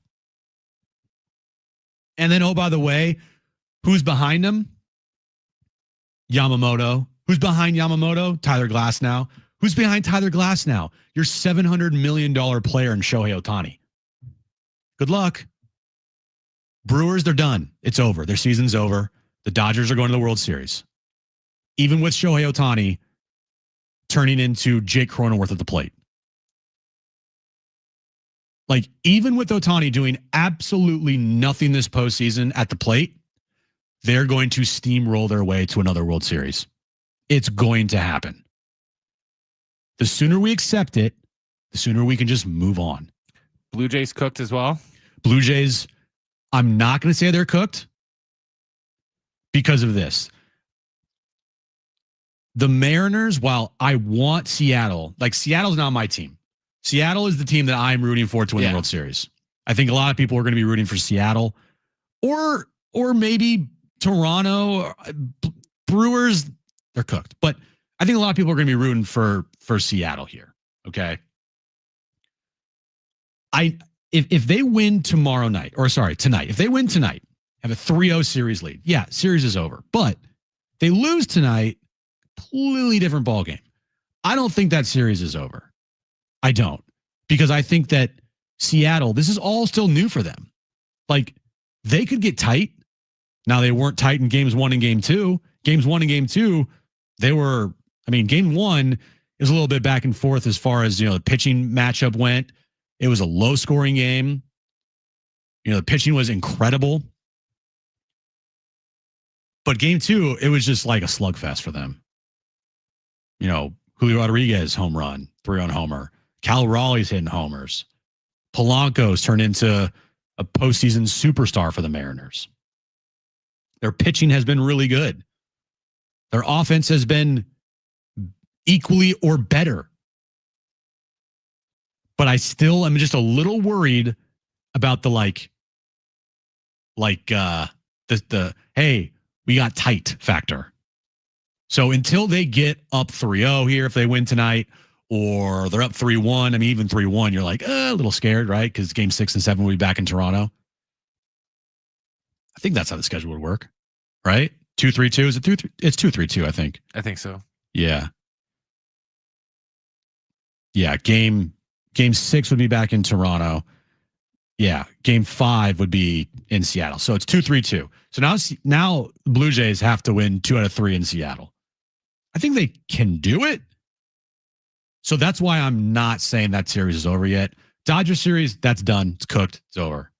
The only reason I wouldn't say that Seattle and Toronto's done yet is, Toronto, they scored a lot of runs in that Yankee series. Yeah, they have the capability of doing that with the snap of a finger. Yeah, exactly. And, Milwaukee struggled to score runs against what was left of the Cubs pitching staff. They're struggling to score runs against the Dodgers pitching staff. So, they just can't score. So at least Toronto has the ability to score. Yeah. And I think, the best matchup for me as of right now in the World Series, I think would be Seattle and LA. I think if you said, all right, give me one team that that could take down the Dodgers or at least have a chance, I would say Seattle. If the Blue Jays were hot, yeah, sure. Max Scherzer is going to start game 3, 40-something-year-old game 3 on the road. Okay. But let's be real here, guys. Unfortunately, the Dodgers are going to win again. And we have to accept it. Padres, all you Padres fans out there, San Diego, got to take it on the chin. Nothing anybody could do about it. Now, it might make you even more upset that the Padres had the vision literally in the palm of their hands, and they could have changed the outcome potentially, and they blew it, and then Mike Shildt quits. But at the end of the day, even if the Dodgers went in as a 5 seed, are we really going to sit here and say that they weren't going to win the World Series? They were the favorites going in. They're the favorites right now. Any Dodger fan out there that's trying to use the underdog story because, they're the 3 seed and they would play on the road here if they got to the World Series against Seattle and if they started, they don't have home field advantage against the Brewers. Give me a break. You're the favorites. You're always going to be the favorites. You're expected to win. You have the most money. You have the highest payroll. You have some of the best players. The Dodgers are going to get to a point where if it's almost like it's not excitement when they win the World Series, it's almost like relief. Like that's where and I know we got to wrap up here this hour, but that's where I was at with the Warriors at the end. They would go to the finals and they would win finals, and I would be like, yay, but it's more of a relief, and the players feel that way too. Now the Dodgers could cakewalk to the World Series and lose only 1 game, but still, at some point, the Dodgers winning these World Series are going to be more of a relief than excitement for Dodgers fans. But at the same time, We're all just going to have to accept it. Maybe the only time the Dodgers won't win a World Series the next couple of years will be the lockout in 2027. All right, coming up next, we have the wrap. Also, Annie Halburn's going to join me at 4:30. Stay right here on John and Jim on San Diego Sports 760 and live on the iHeartRadio app.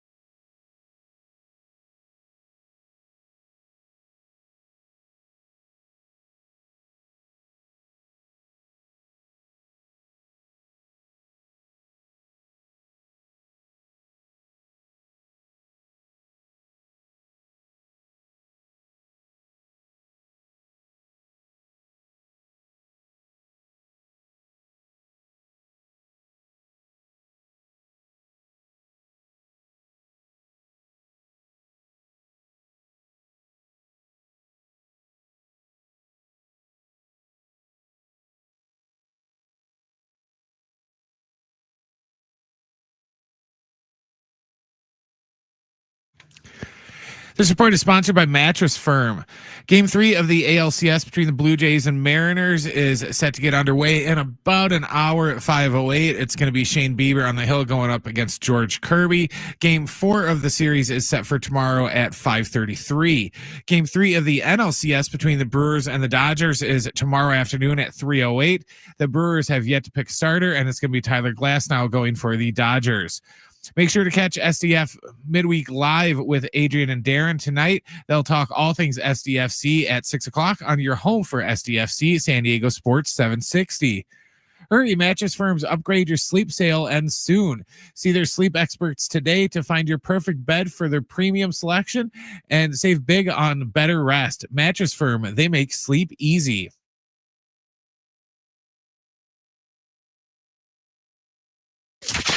Getting you all set for that drive home.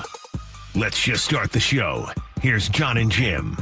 All right, hour 3 on John and Jim. Great hour lineup for you. Got Annie Halbrun's going to join me at the bottom of the hour. The wrap coming up here in a moment. Also, I want to give away some tickets this hour as well. So stay tuned for that. We have some tickets to Hallow Scream at SeaWorld. Also, we have some tickets for the second annual Hallow Sprint 5K run on Sunday, October 19th. Is that correct, Brent? Yes. Okay, so we have those tickets to give away this hour, so make sure you're listening for that. But we've been talking a lot about Mike Shildt today. Duh, it's the biggest story in town. But I feel like it's kind of glossed over what should also be a massive story right now, and that is the future of AJ Preller. Like, do I think with the retirement / quitting from Mike Shildt, do I think this likely means AJ Preller will return? I do. But it's not 100%, guys. It's not. I am on the side of bring AJ back, sign him to a contract extension because of what he has built and what he has done here in the last, 4 years, building a roster that has made the postseason 3 of the last 4 seasons. He has turned around his career. He's gone from a general manager that could not get it done to a guy that is highly regarded in baseball. Robert Murray, you heard it earlier in the show. I think you did. But anyway, if you didn't, he said today that he regarded AJ Preller as one of the best general managers in baseball. And that's a credit to AJ. It took him a while. Now, he hasn't figured out the manager's position yet. That's a problem. And there seems to always be drama with this franchise while AJ Preller is in charge. But look, they win. They win. So the topic of, hey, is AJ going to stay long term? Is he going to sign a contract extension? Is still a massive story. We heard AJ yesterday, and you're going to hear from AJ in a second here. But there was no resolution on AJ's future yesterday, as we all knew there wasn't going to be. I mean, that was the most nothing burger of a end of the year press conference as you'll ever hear, especially after your manager quits. Am I wrong? I mean, that thing was a bunch of nothing for almost an hour long. But the questions have to be asked. And the question about AJ Preller's future, well, here's what he had to say. To me, again, I think in terms of, my situation and the contract, obviously that'll be between me and ownership and, what that process looks like. And again, I think, we'll have those conversations here going forward. But, I think from myself and the rest of the baseball ops group, a lot of confidence and faith in our roster, what we're trying to do, what we're trying to build, and that's going to be a big emphasis and focus here over the course of the next few months from our end, is putting a championship team on the field for next year and the future. Okay, didn't really answer the question. Do you view that Oh, though as so maybe far. a concern for potential your next manager who might not know, exactly what the future or the organization future of baseball ops is? I mean, I think it's a really attractive job. I think it's obviously we, play in a beautiful ballpark. We've gets, everybody talks about the atmosphere has been created by the fans of San Diego. You get 3.5 million fans coming to the ballpark, year in, year out. It's as good an atmosphere as there is in the game. I think it's like I mentioned, it's a great organization. We produce players. We put talented rosters on the field. We go to the playoffs. I think it's the challenge of winning a World Series in a city that hasn't done it before. And we have some phenomenal players and staff. So it's I can only tell you, like, just in the last few hours, you get a lot of people reaching out. I think I think from my eyes, it's an attractive position and job, and I can tell from the interest that's been coming in and then some of the conversations that have happened here in the last few hours, like it's viewed. Tell you what, I'm getting massive deja vu. Like, to the point where I'm like, we could probably replay the last 3 post, I guess, season or end of season pressers from AJ asked virtually the same question, and he'd give you virtually the same answer.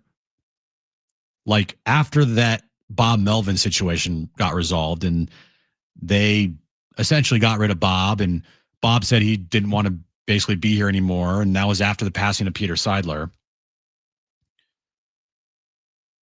Like, he said the exact same thing. Like, to a T. So again, he didn't answer anything. Again, he's not going to. He's really mastered the art of filibustering. Like, you're like, hey, AJ, yeah, you didn't answer the question. And then he'd be like, yeah, well, I mean, he's very good at that, guys. He has mastered that. But going forward, like, is AJ going to be here long term? Or is Grupner and John Seidler going to say, you know what, we actually want our guy in here? Because if you guys don't know it, it's the worst kept secret in this town with that organization, that Grupner and Preller, yeah, that ain't a happy relationship. So it's not. And with the power that Eric Grupner has gained inside the organization, you don't think that is going to play a role in potentially the future of AJ Preller?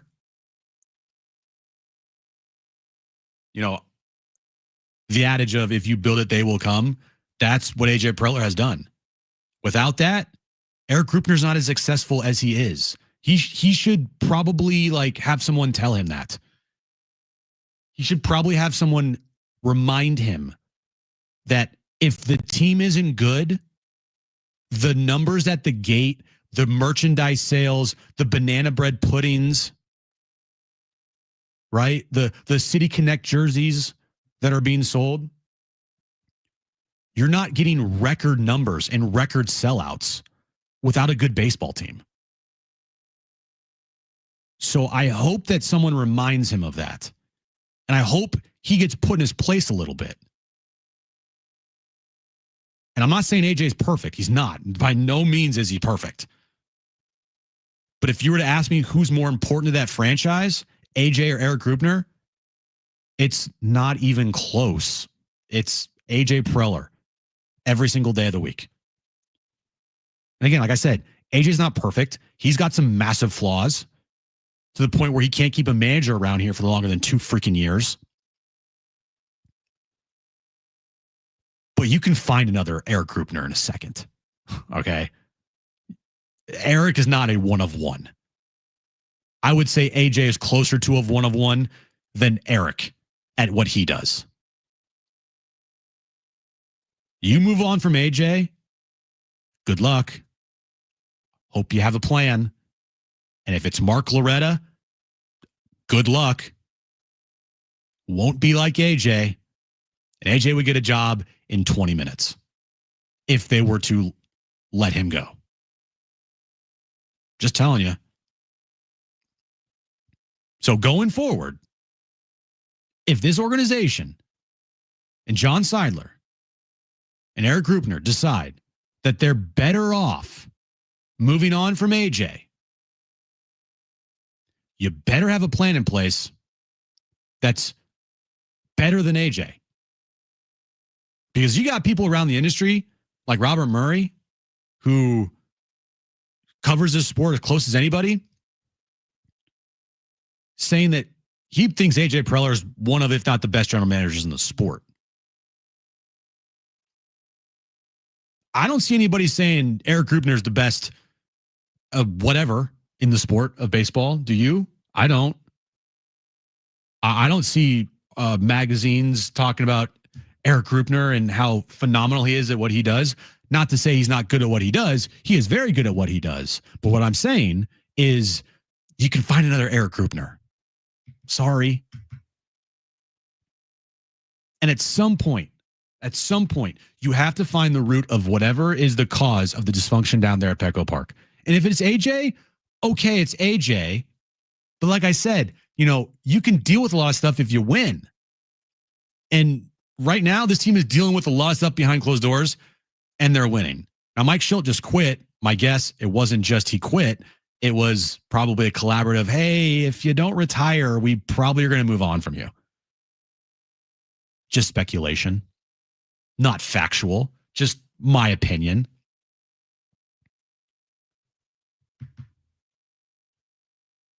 But if you move on from AJ, oh boy, good luck. Good luck. All right, coming up next, Annie Halburn's going to join me at 4:30 to talk about the saga that is down at Petco Park. But coming up next, the wrap. So stay tuned for that. Also, giving away some tickets later in the hour as well to Hallow Scream at SeaWorld of San Diego. So stay tuned for that. But coming up next, the wrap right here on John and Jim on San Diego Sports 760 and live on the iHeartRadio app.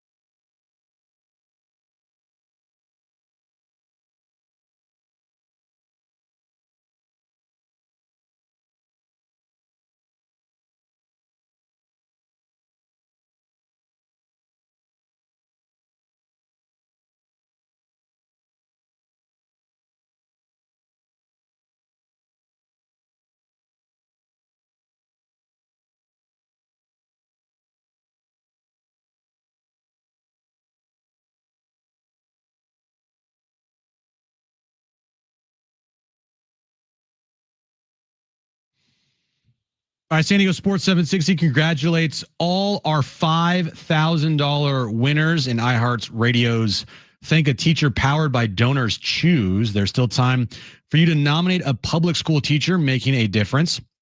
And maybe they'll be one of our next winners of $5,000 winners to make over their classrooms. Help us say thank you to the educators shaping our future. Nominate your favorite teacher now at iHeartRadio.com/teachers. All right, Annie's going to join me at 4:30 here, but right now, let's get to this, Brent. It's time for the wrap.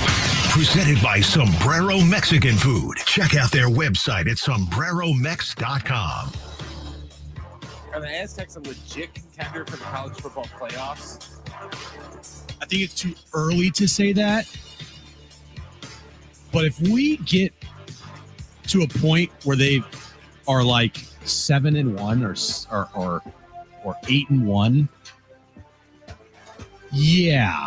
I'm not going to say that if they beat Fresno State in a week and a half at Fresno, we can start potentially talking about college football playoffs. I think what we can absolutely start talking about is Mountain West Conference title game and a Mountain West Conference championship. I think that is a legit thing to talk about if this team can beat Fresno State in a week and a half. But not quite yet on the college football playoffs. Like, it's going to take a little bit here.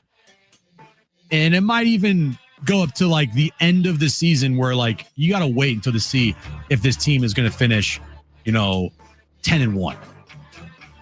Then even then it's like, well, we'll see. We'll see how other schools are in the Power, 5 conferences, right? So not yet, but Mountain West Conference Championship, I could talk about that. All right, next question, Brent. Is tonight a must-win game for the Blue Jays? 100%. You never want to go down 3-0 in a series, especially with 3 straight games on the road. Road teams have won every single game in the ALCS and NLCS to start. So we'll see. I mean, but tonight is a must-win game for the Blue Jays. Absolutely. You can't go down 3-0 with 3 games on the road, or at least I guess 2 games if they lose tonight. Can't do it. You have to win tonight for the Blue Jays. You have to pray that Max Scherzer goes out there and pitches well for you. Because if you lose tonight, series is over. And Seattle's going to be crazy. They're up 2-0 in the ALCS. Like, yeah, Seattle is going to be insane tonight, as they should. Seattle, phenomenal atmosphere. And if they make the World Series, or if they get to the World Series and they clinch at home, oh my goodness. Would be incredible. All right, next question, Brent. Is the Dodgers-Brewers series over? Yeah, that's over. It's over. The thing with that series is the Dodgers just have the better players, and it's not even close. I mean, they're pitching. Good luck. Starting pitching, that is. And Dave's going to ride that starting rotation probably until another World Series. And that's smart of him. Like, hey, if a guy's at 90 pitches after 6, yeah, you're going 7. Right? You're not going to be hey, you gave us 6 solid innings, so we're going to go to the bullpen. No, it's, hey, what's your max today? Can you give me 110? Can you give me 100?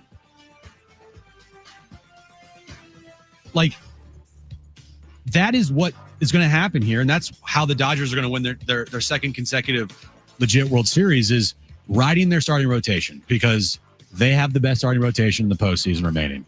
And they also have one healthy, probably the best in baseball. All right, final question, Brent. Who should the next Padres manager be? So we'll get into more of it later in the show. Annie's going to join me coming up next. A couple names that have already been thrown out there: Ruben Niebla, Brian Esposito, AJ Ellis, Phil Nevin. His name has been brought up. I know Boch's name has been brought up. I think highly unlikely. Why would he want to work in this S show of an organization? He's too good for that. And I think, if I remember correctly, he was a name that was brought up after Jace Tingler But the reports were he didn't want to work with AJ Preller. Well, guess who's still here? AJ Preller. So who do I think the next manager is going to be? Who cares at this point? I'm like dead serious. Nothing jumps off the page to me. No name jumps off the page. Is like, they got to go get that guy. I'll ask you the same thing I asked John on Monday. Would you rather they went with some, I'll in air quotes, established coach that's, kind of same old cast of characters that's out there and available, or would you rather have them go with some no name with no experience that's going to have to learn on the fly? Do you mean like a Buck Showalter? Sure. Like a Joe Madden type, right? Yeah. Or, it's like Ron Washington or any of these guys that, are always in the rotation for, available managers because they suck and they always get fired. I guess the random no-name guy. I mean, my guess is whoever they hire, it's not going to end well. So it's like, just get it over with and just hire somebody. I mean, how could you have any confidence that whoever they hire is going to end in a World Series? Like, I don't. I just think that whoever they bring in, hopefully wins some games and takes the team to the postseason. Hopefully gets hot, gets on a run. But at the end of the day, I mean, the clock's going to be ticking on these guys.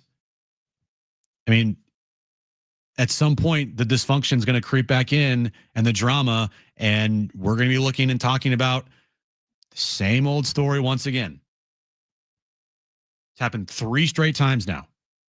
3 straight times where at the end of a manager's run here in San Diego, it's ended with drama, dysfunction, and just flat out, what the hell was that? Jace Tingler, Bob Melvin, Mike Shildt. You're really going to believe that's not going to end any other way? That's going to be different around here? That because the quote-unquote drama is now out with Mike Shildt, that there's just not going to be any more with a new manager? You're out of your mind. Hope I'm wrong. But it's a pattern, and it doesn't seem like the pattern's going to be changing. They got to prove a lot of people wrong. They got to have a manager in here longer than 2 years. Andy Green needs like a badge of honor for lasting here as long as he did. But it's also not a coincidence that when he got fired and the team quit on him in 2019 was the first year of Manny Machado. Interesting. All right. Andy Halburn's going to join me coming up next. They're right here on John and Jim on San Diego Sports 760 and live on the iHeartRadio app.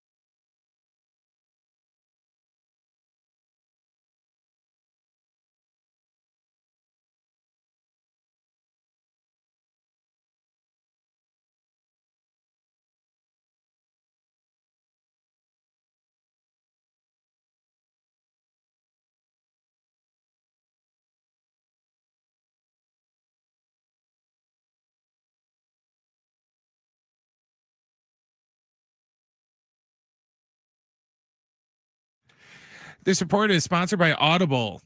Game 3 of the ALCS between the Blue Jays and the Mariners is about 45 minutes away. It's going to start around 5:08. It's going to be Shane Bieber on the hill going against George Kirby. Game 4 of the series is set for tomorrow night at 5:33. Game 3 of the NLCS between the Brewers and Dodgers is set for tomorrow afternoon at 3:08. The Brewers are still undecided with their starting pitcher, and the Dodgers are going with Tyler Glass now. Make sure to catch San Diego FC Midweek Live with Adrian and Darren. The guys will talk all things SDFC tonight at 6 o'clock on your home for SDFC, San Diego Sports 760. Audible's romance collection has something to satisfy every side of you. Fall for a brooding Duke, dive into a steamy romantasy series from Sarah J. Maas, or find the perfect rom-com from Lucy Chu. Start listening when you sign up for a 30-day trial at audible.com.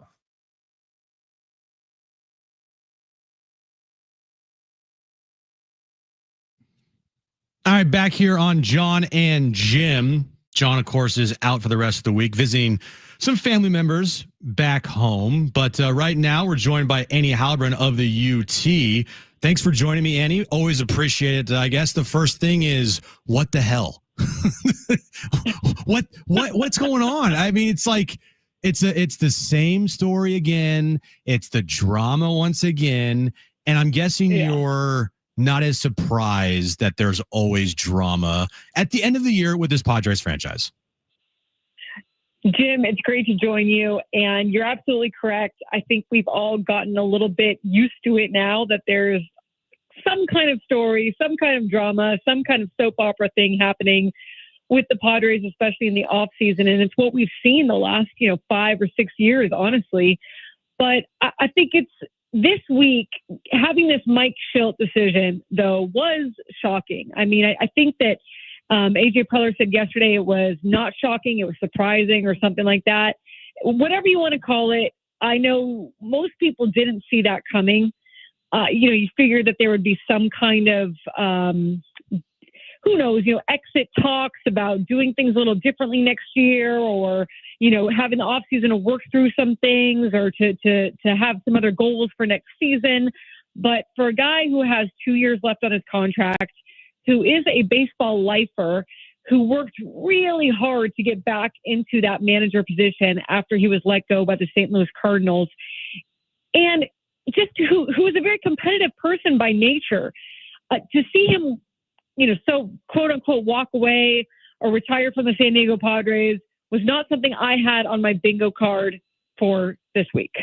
Yeah, I think I did a triple take. I had to literally make sure Kevin was like a real person. I was like, wait, this is, did he just tweet this? It was crazy. Annie Halloran joining me here on John and Jim. So I guess the next thing here is, do you really believe it? Like, do you believe everything that's being said, or are you of the mindset that there's probably more to this story that maybe we'll never know, but there's at least a feeling of there's more to this story?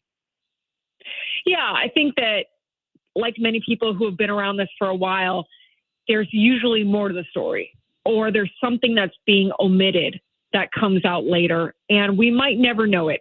I think you're right there. I think that we might never know it, and we don't know all the details of whatever agreement was drawn up when Mike said he's going to retire, or whatever word they used, or however it's going to go.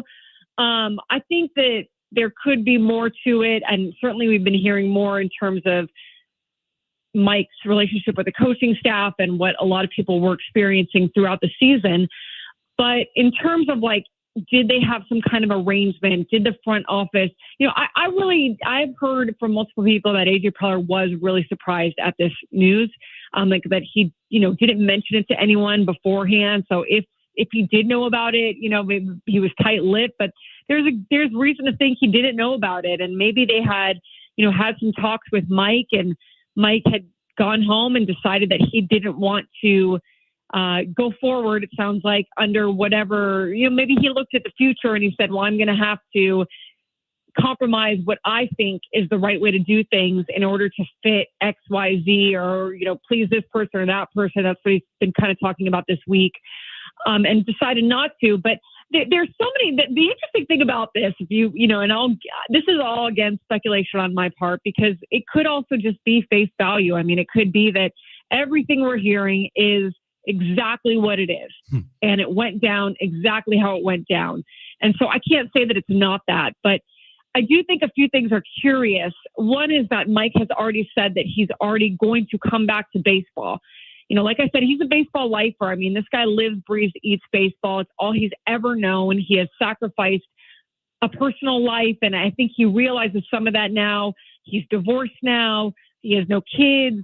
There's a lot that he's given up for baseball, and that he has willingly done that. But he's already said he's coming back to the game, and perhaps more in the player development role. Okay, well, let's move that forward then. Why not? Why not say, hey, I don't want to manage anymore. I'm going to take a year off. I'm going to work on my health. And then I'm going to come back to the Padres and be in their player development department. And maybe there's reasons for that. Maybe he will come back and be part of the Padres player development department. But again, there's only 30 of these jobs, and to have 2 years left on your contract, and to say that you're going to come back to baseball in some other way, maybe not as a manager again, does leave a lot of, I guess, curiosity, in terms of what those next steps look like and where he'll be and how long he'll take. I mean, does that mean, he'll take a year off? Will he take 5 years off? Will he be back in baseball after this offseason? We don't know, so I think it's going to be interesting to watch how it unravels and see where he ends up. But he's already said that he's coming back to baseball, but just probably in a different way. Yeah, the wording, as I said earlier in the show today, like the wording you have to pay attention to. He did not retire from baseball or from managing. Right. He retired from the Padres, which I kind of said he quit, because that's essentially what it is. It's just a nicer way of saying it. Retiring from the Padres means he quit. And it might be harsh, but that's essentially what happened here.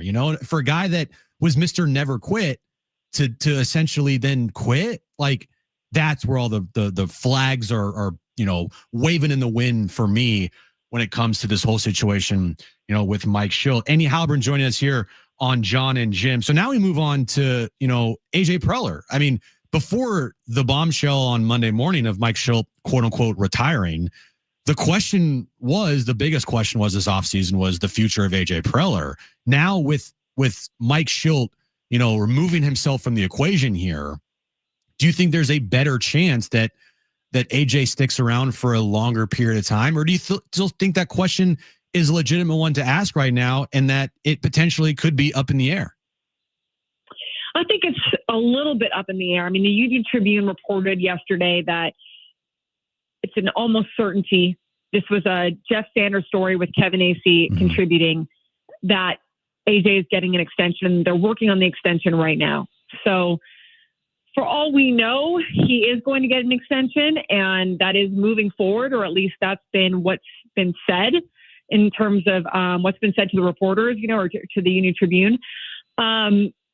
What I think is an X factor here a little bit is, has anybody been talking to AJ? I mean, if other teams want to talk to Preller, my understanding is they've got to get permission from the Padres.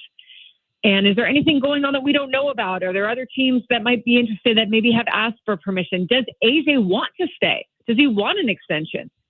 I think that he really does love San Diego. I think that he's really enjoyed everything he's done here. And I do think he's an integral part of the equation. There's pros and cons to AJ Preller. He definitely is not perfect, but I give him credit for what he has built. And yes, for a while there, there was an open checkbook, and there was a lot of influence from Peter Seidler. And some of these contracts, honestly, aren't even AJ's contracts. And he has made some mistakes. There's no doubt about it. You look at Preller, and he's definitely made some mistakes. But the last year or two, I think that he's redeemed himself in a lot of ways and helped kind of make this a machine that churns out the chance to be competitive and to make a deep World Series run, or to make a deep postseason run each year. So I think that you have to kind of ask yourself, if you want him gone, do you know someone? And I'm not saying that there aren't great baseball minds out there. There are, and there's people that you can plug and play into that role. They're not going to be AJ Preller, but they could be better. They could be worse, just like a manager, right? We just don't know.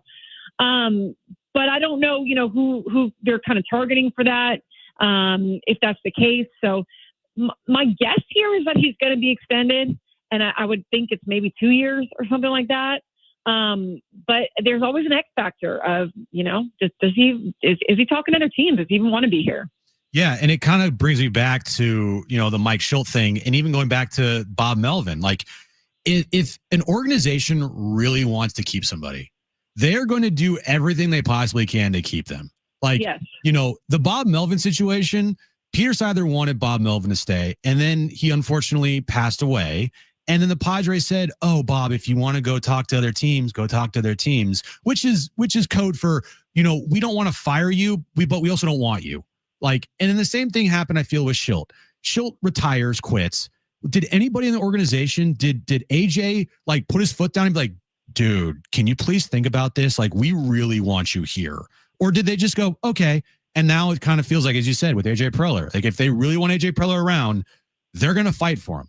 And it's just correct. Yeah. So it's just a weird situation.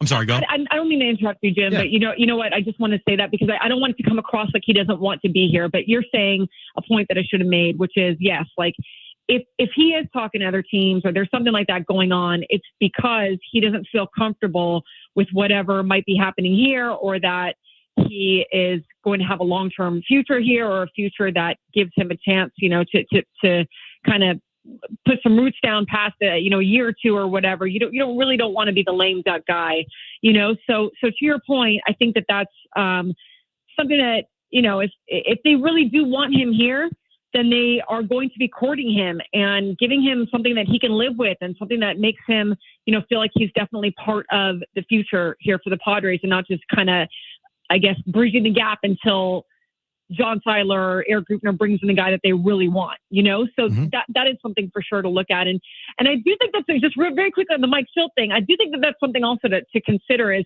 with all the reporting that's come out about Mike Shildt now, it's like, it just seems awfully convenient. Yeah, very. That like they kind of wanted him, it's like they weren't all that keen on what was going on anyways. Again, and when you listen to Mike Shildt's words, his words are important. He says repeatedly, "I didn't have it in me to go for another 90-win season plus World Series championship run." And so he's very deliberate about that. Yeah. Like, he didn't have it in him to do what he thought would be necessary to go another 90-plus wins and a World Series run based on what was going on in his mind in the organization and the fans and the media and all that stuff. Yeah, exactly. It just, to me, it doesn't really pass the smell test, to be honest with you. It's just little odd and little weird how this whole thing kind of shaped up in the last 48 hours or so. So look, we have to move forward. Obviously, the franchise is going to hire another manager, whoever hires that person. So who do you think right now goes to the top of that list? We haven't heard many names. We've heard some names, but in your opinion right now, Annie, it's very early in the process. Throw out some names that you think could be potential candidates. Yeah, it's a good question. And I'm going to kind of answer and then give a few thoughts there. So internally, they're going to look. They're going to give these guys a chance. So Ruben Niebla, AJ Ellis, whoever internally they look at that they think could be a possibility here. Because ultimately, I think this is okay, if you're the Padres, and there's a few things that it depends on. Number one, you need to get a manager that is confident and that is authentic and that knows what he's doing, because this is a veteran clubhouse. And there's one thing I've learned in this manager carousel that's happened. It is that they sniff out the fake, or the guy that doesn't know what he's doing, or the person that doesn't have a plan, or maybe someone who's more performative, like, isn't super confident. So he's flipping over tables and he's yelling at people and just making everything very performative. Like, they sniff that out in a heartbeat. Like Mike Shildt. You get someone who's sorry. I think Mike Shildt, they because he was such a player's manager. Yeah. Because that was the one place that he really was always positive and was always backing them and was always whatever. It was that clubhouse, right? But more someone I would say that is inexperienced, or maybe that is like running a million drills because they don't know any better, or who knows, things like that, where it's like players who are been around the block. Yeah. Yeah, the eyewash. Thank you. That's a better way to put it. So that's number one. Number two, what is the Padres' budget? Are they going to be able to afford a top tier manager? Will they give that person a good contract? Because if not, then you're looking at someone who is either a little more inexperienced and wants a chance, or B, wants a second chance like a Mike Shildt and is desperate for that second chance.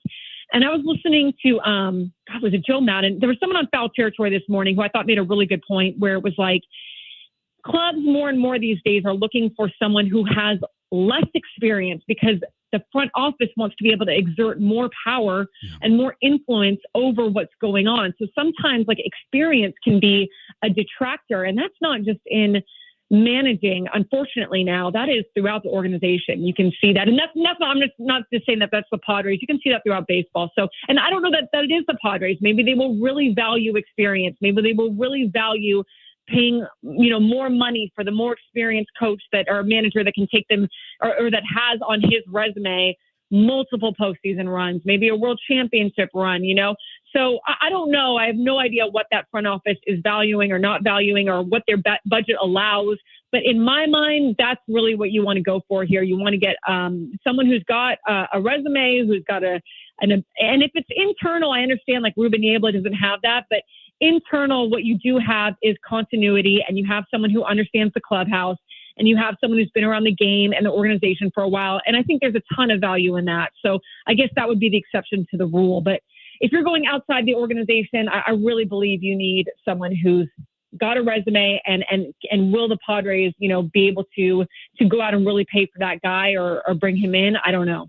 Well, we'll probably be talking about this in 2 years again anyway, so we'll probably just save this clip. Jim, that's a big question, though. I think if you are someone texted me this on, can't say who, but last night was saying, well, what does it matter? If you're coming in, you might get blown out in a few years, so you're just either trying to get yourself another chance, or you're trying to, pad your own resume and your own experience a little bit. I hope not. I hope not for the Padres' sake. I hope they're able to keep someone for a long time. But I think that could be a question in whatever candidate is available in their mind. Yeah, well, seventh time's a charm, Annie. So we'll see what happens here. It's never a dull moment in Padres land. So I'm sure we'll have some more things to talk about later this offseason, winter meetings, new manager, and we'll catch up with you down the road. All right, Annie? Absolutely. Thanks for having me. All right. Thanks, Annie. There's Annie Halbrin of the UT right there. All right. Caller number 8 right now, 877-767-4760. Caller number 8. You have won a pair of tickets to Hallow Scream at SeaWorld San Diego. You have to call right now, 877-767-4760. Caller number 8. You've won a pair of tickets to Hallow Scream at SeaWorld. More coming up next on John and Jim right here on San Diego Sports 760 and live on the iHeartRadio app.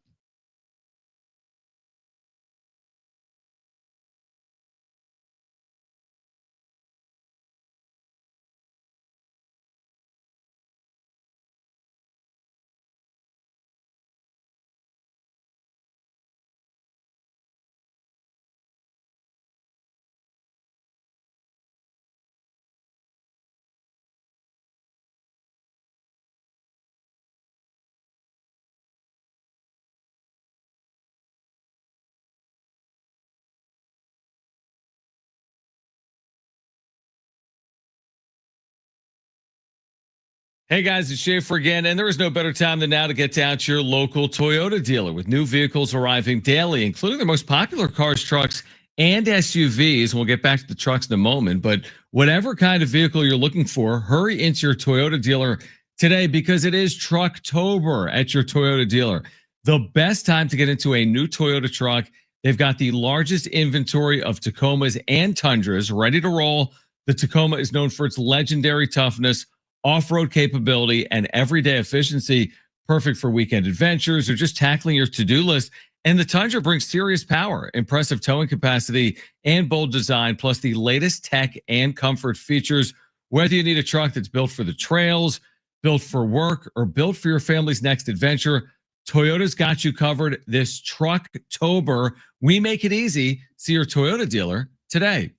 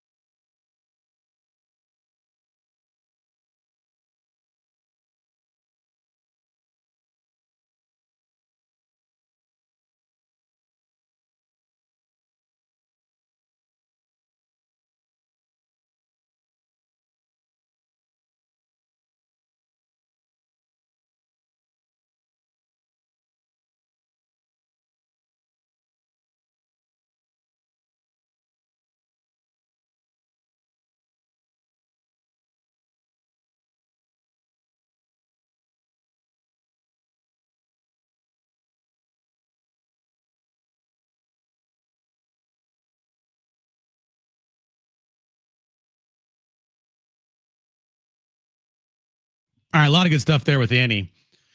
You know, the point of if an organization really wants to keep somebody, they will fight to keep that person.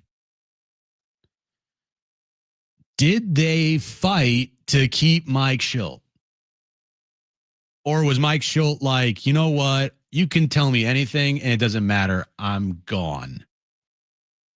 Or were they like, oh no, you're retiring? Okay. You know, like, was it that? Because it kind of feels like it was that. They passively aggressively didn't want him to leave. They're like, oh man, no, Mike, no, don't go. Isn't so? Don't go, Mike. Yeah, I kind of feel like it was more of that than, are you kidding me? But still, you know, with AJ Preller, if the organization really wants to keep AJ, they'll fight to keep him. And you know what takes the blame away from an organization, or at least the heat from an organization, if you know, a manager or a general manager end up leaving, is, hey, he wanted to leave us. We didn't want that, right? Mike Shildt quit. He retired. So everyone's like, oh, Mike Shildt quit. He retired. So no one's looking at the organization as to like, hey, did you guys like push him out? And if AJ leaves, it's going to be the same situation. AJ wanted to leave us. AJ decided to leave, not the other way around, which would be, we didn't really want to keep AJ. Well, if that was the way it went, it didn't work very well, because otherwise Shildt would have had to go on MLB radio or whatever this morning or yesterday and tell everyone, oh, I just want to squash all the rumors that, you know, that I got fired, that I, you know, had all these rifts in the clubhouse. It wasn't true. You know, I love AJ. He's great. You know, if that was the case, he wouldn't have had to go on and kind of do, you know, damage control for the team that he doesn't work for anymore. I'll tell you this. The story's not done with the Mike Shildt retiring / quitting. All right. It's not done. We'll move on here in San Diego to the next manager and the next manager and the next manager. Okay. But when this story becomes like, okay, this was a bunch of BS, is if Mike Shildt ends up managing again in the big leagues. If Mike Shildt ends up managing in the big leagues again in his life, then this whole retirement story and, you know, the grind and all this stuff, which I do believe is partly true, because guess what? Everybody in the baseball world as a coach or a manager, like, they're going through it. So I don't discount that at all. But, you know, if he becomes a manager again, this whole entire thing is complete BS. Complete BS. So, unfortunately, we're going to have to, you know, the story is not done here with Mike Shildt. If Mike Shildt ends up never managing again in his life, all he does is like advisor roles, or, you know, works in like a minor league capacity or scouting departments or whatever, right? Which is not as demanding as being the manager of a baseball team for 6 months out of the year. Then you know what? I'll tend to lean towards more of a, hey, I kind of believe Mike Shildt more and more. And you know what? Okay, I believe him. I believe that this whole thing probably is closer to, hey, he just didn't want to do the grind anymore, and it was messing with his mental health, right? And he needed to walk away. Then I'll believe more of this of what happened and transpired than have all these questions that I do have. Oh yeah, it's like I brought up on Monday. It was kind of slightly reminded me of like the Ty Lue situation with LeBron, to where he was under so much stress having to coach LeBron that like his organs started to shut down, remember, and he had to like retire because of his health. And that's the same thing with Mike Shildt here. Again, I am not doubting that there was a mental grind here, and this really affected him. And the death threats and all that stuff, like, it's unacceptable, right? And there's no excuses for that. None whatsoever. But if he goes on and manages again, this whole thing is complete BS. Complete BS. And that's when we'll know. And it might take forever before we officially put the bow on this Mike Shildt story. But if in 2 years he's managing again, yeah, this whole thing, complete BS. All right, coming up next, baseball postseason, ALCS about to get underway in Seattle. NFL Week 7 right around the corner, so we'll get into that as well. Some more tickets to give away later next hour as well. My back page to finish up the show. So all of that coming up next on John and Jim right here on San Diego Sports 760 and live on the iHeartRadio app.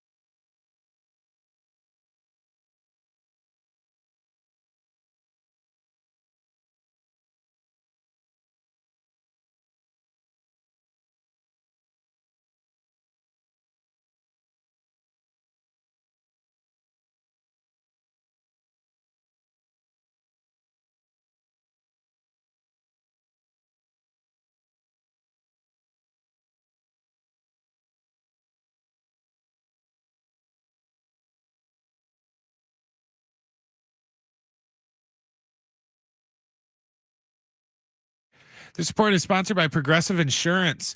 Game 3 of the ALCS between the Blue Jays and Mariners in Seattle is minutes away from getting started. It's going to be Shane Bieber going against George Kirby. Game 4 of the series is set for tomorrow night at 5:30. Seattle has a 2-zip lead in that series. Game 3 of the NLCS between the Brewers and Dodgers is tomorrow afternoon at 3:08. The Brewers have yet to name a starter. It's going to be Tyler Glasnow going for the Dodgers, and the Dodgers have a 2-zip lead in that series as well.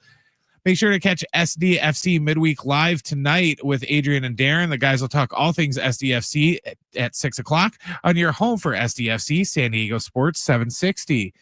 Progressive Insurance can help you protect your home, auto, boat, motorcycle, ATV, and your RV and more. And if something wasn't mentioned that you had in mind, find out if it can be covered at progressive.com or call 1-800-PROGRESSIVE because it probably can be.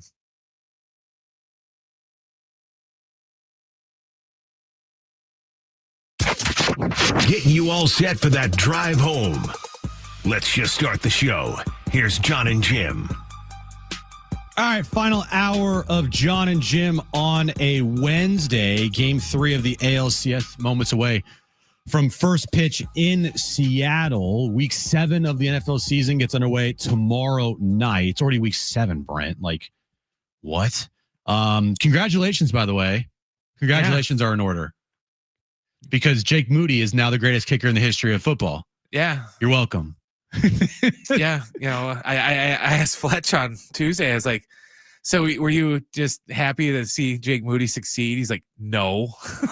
Well, he should say he doesn't care because as of right now, Eddie Pinheiro has been phenomenal for the 49ers, even though every single 49ers player is injured. See, it worked out because we just swapped our kickers and they were both sucking. And now, you know, it's honestly, Brent, like I'm not joking right now when I say this. The MVP of the 49ers this year at this point is Eddie Pinheiro. Yeah. Well, did you see that? Which is wild.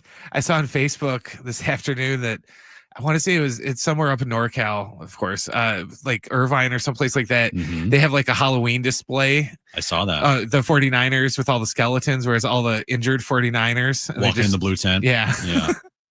Yeah, I saw that too. It's a great Halloween it's good. Decoration. But that's what it is. I mean, every 49ers player is injured.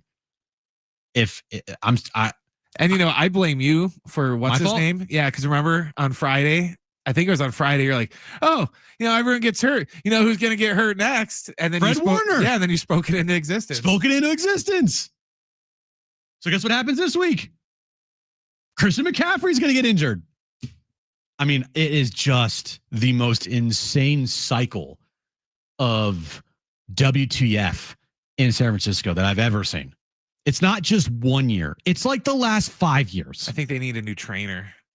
This is like, remember when the Chargers were here and like every year Jason Verrett would like blow his ACL out and without failure. It'd be like, why are you guys blowing out so many ACLs? Maybe you need to get a new trainer or something. But like, here's the thing with the Fred Warner stuff. That was a completely fluke injury. Yeah. Completely fluke. And you know who could get the blame for that injury other than the player that rolled up on Fred Warner's ankle is Kyle Shanahan and Robert Saleh. Because going back to that play, there were only 10 defensive players on the field. And that is a big reason why the guy rolled up on Fred Warner. So anyway, I digress. But congratulations, Brent, from taking our awful kicker and now he's kicking game winners for the Bears. Like, he took your trash and turned it into a treasure. Exactly. At least until our normal kicker is healthy enough to go.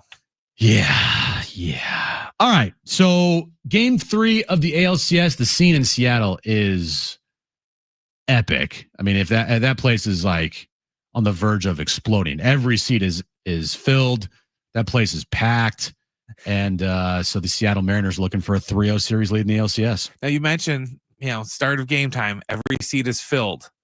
How many seats will you think will be filled tomorrow at 3:08 up at Chavez Ravine? 65%. Oh, that many? Okay. Yeah, 65%. Dodgers fans are entering spoiled territory, which they already are spoiled because their team has the best players. It spends the most money. They win every division title, and they're about to be on the verge of winning multiple World Series in a row. And so, like, getting in your seat at first pitch at Dodger Stadium during a playoff run now for the Dodgers, like, I'll show up in like the third inning. And that's part of the course for Dodgers fans. Anyway, like, we'll show up in like the third or fourth inning. It's fine. We know we're going to win anyway.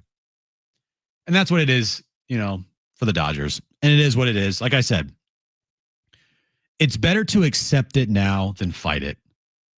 It's just what's going to happen, everybody. The Dodgers are going to win the World Series. They're expected to win the World Series. If they don't win the World Series, it's a massive failure. It's an embarrassment for that franchise. And it will be deemed one of the biggest failures of a season that anybody could remember. 2023 Padres would like to have a discussion about that. But this 2025 LA Dodgers, if they do not win the World Series, it is one of the biggest failures in the history of the sport. Full stop. They're the favorites. They have the highest payroll. They have some of the best players. They have the best pitching staff. There's nothing that ends here other than a World Series that would be considered a successful season. That's it. For the Dodgers, that's it. I mean, you could argue their regular season wasn't that successful, but guess what? They won the division. They are now in the NLCS. They're on their way to another World Series. And if they don't win, it's a failure. End of discussion. But they're going to win. Like, they're going to win. So just realizing that now, it's probably better for everyone's mental health instead of fighting it, right? Just, hey, not going to fight this. They're going to win. And by the way, if they win, and when they win, let's be honest here, when they win another World Series, I mean, is this coming at a time that baseball doesn't want to see it happen? Because the lockout's right around the corner. And if the Dodgers win a World Series here, guess what? That's more fuel to the fire of why there needs to be a salary cap for certain teams. Because now you're going to be looking at, well, the Dodgers, they're just, look at all the money they spent. We can't compete with that. How can we compete with that? I think it's also a little BS because, look, going forward, and we'll talk about it, we have all offseason to discuss the Padres as far as spending money in the offseason goes and their payroll goes and what their payroll will look like. But I am on the side of, hey, these teams have money. These owners have money. Go spend it. Don't be cheap. Do the Padres have money to spend? Absolutely. If you think they don't, well, Dave, I'll see your call in a minute. But they have money to spend. Are they going to choose to spend or not? The Dodgers spending money, they have unlimited resources. I get it. But when you're the Padres and you sell it every game and the merchandise that you are, that's flying off the shelf, right? Like, you got money, go out and spend it. Don't be cheap here. And a lot of teams are cheap. And it's not like they're broke. They have money. They just choose not to spend it. Well, see, the catch-22 with that is certain teams have shown that you can win without spending money. Yeah. The Brewers this year, Tampa Bay on the regular is always competitive and they don't spend squat. So, just because you spend a lot of money doesn't necessarily mean you are going to win. You can win without spending money. I'm just wondering if they're going to try and, like we've talked about before, maybe institute some sort of floor to it. Not necessarily a cap, but just a floor to say that, you guys got to at least spend a little bit of money in every off season. Also, though, show me the last baseball team that, to your point, didn't spend a bunch of money to win a World Series. I'll wait. I mean, the Texas Rangers a couple years ago, but they spent a bunch of money. I'm trying to think. I mean, the Washington Nationals, they spent a bunch of money. The Atlanta Braves, they spent money. I'm not saying, like, show me the last team that didn't spend $300 million on a payroll, but show me the last team that was under like the $120 million range that won a World Series. Just a quick Google search would have to go back almost over 20 years. The 03 Florida Marlins won the World Series, and on opening day, they were 25th in the league in payroll. So exactly, if you're not spending money, you're not And going then to at be the winning. end of the year, they got rid of everybody anyways, Right. even though they didn't cost them nothing. And by the way, back then, the dollar was way different than it is now. I bet you the highest payroll in baseball that season probably was either the Red Sox or the Yankees, around 200 plus million. Now you got teams that have payrolls in the upper 300 million range. So it's different. And if you're not going to spend money, you're not going to win. End of story. That's just what it is. All right, we're underway in Seattle. We'll give you an update there. We also are going to get into week 7 of the NFL coming up next right here on John and Jim on San Diego Sports 760 and live on the iHeartRadio app.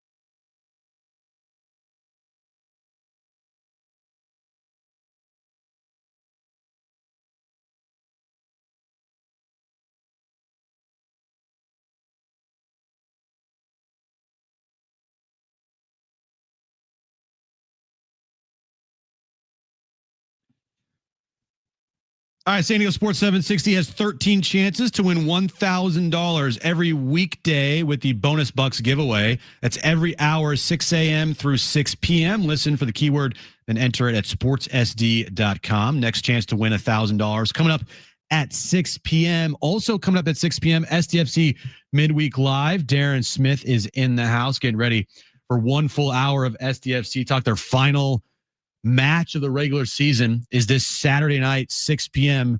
versus the Portland Timbers on the road. The scenarios for seeding for SDFC are this. If SDFC wins versus Portland and Vancouver loses versus Dallas, SDFC is the 1 seed. If SDFC comes away with a draw versus Portland, and LAFC comes away with a draw or a loss to Colorado, SDFC is the 2 seed. If SDFC comes away with a draw versus Portland and LAFC wins versus Colorado, SDFC is the 3 seed. So those are the scenarios for SDFC this weekend. Again, best case, SDFC wins, Vancouver loses, SDFC is the 1 seed. If they come away with a draw on the weekend, you're going to need a draw from LAFC or a loss from LAFC against Colorado to get the 2 seed.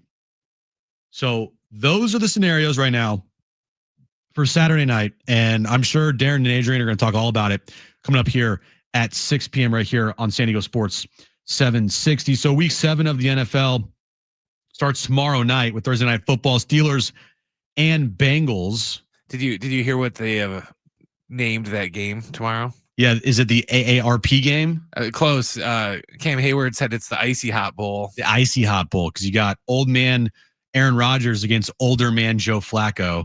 Not that exciting of a matchup, to be honest with you. Like, do I want to watch Joe Flacco and Aaron Rodgers play football? Not really. Honestly, it's on par for Thursday night, though. True. I mean, Thursday Night Football is historically the weeks kind of just like Titans Jaguars feel of a game. Well, we don't have to worry about this week because the Jags are going to England, where they love them over there. Oh yeah, it's like their second home. Yeah, it's like how Germans love David Hasselhoff. English people love the Jaguars. Jaguars and the Rams. The London game, 6:30 a.m. on Sunday. Yeah, no thanks. Yeah, I'm good there. I'm good there. You know, being back on the East Coast though, Brent, on Sunday, it was an eye-opening. And I've had it before because I've been on the East Coast plenty of times now with Aaron, and you know, watching games on the East Coast. But like Saturday, the baseball games, I mean, they start super late. I'm like, whoa. The Aztec game didn't start until like 10:30. Yeah, it was like midnight when I left. Yeah. So like that game, I was asleep when that game ended. But of course, the game ended at halftime.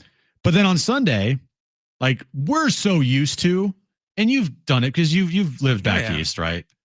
But you know, games, the 10 a.m. games on the West Coast start at 1 p.m. on the East Coast. And then you got the 1 o'clock games on the West Coast starting at 4 p.m. on the East Coast. And then Sunday Night Football, instead of starting at 5:15 on the West Coast, starts at 8:15 on the East Coast. Like, yo, there's stuff about it that I like on both ways. Cause you know, for me, my whole life growing up, you know, on Sunday, football started at noon and the second game was at 3 or 3:25 for college football, right? No, for NFL. Oh, okay. Gotcha. Because we're 2 hours, Wisconsin's 2 hours behind California. Yeah. For college, it was because the Badgers barely ever played night games. So it was either we played at 11 o'clock in the morning, 2:30, or it'd be the occasional like primetime game. But that was it.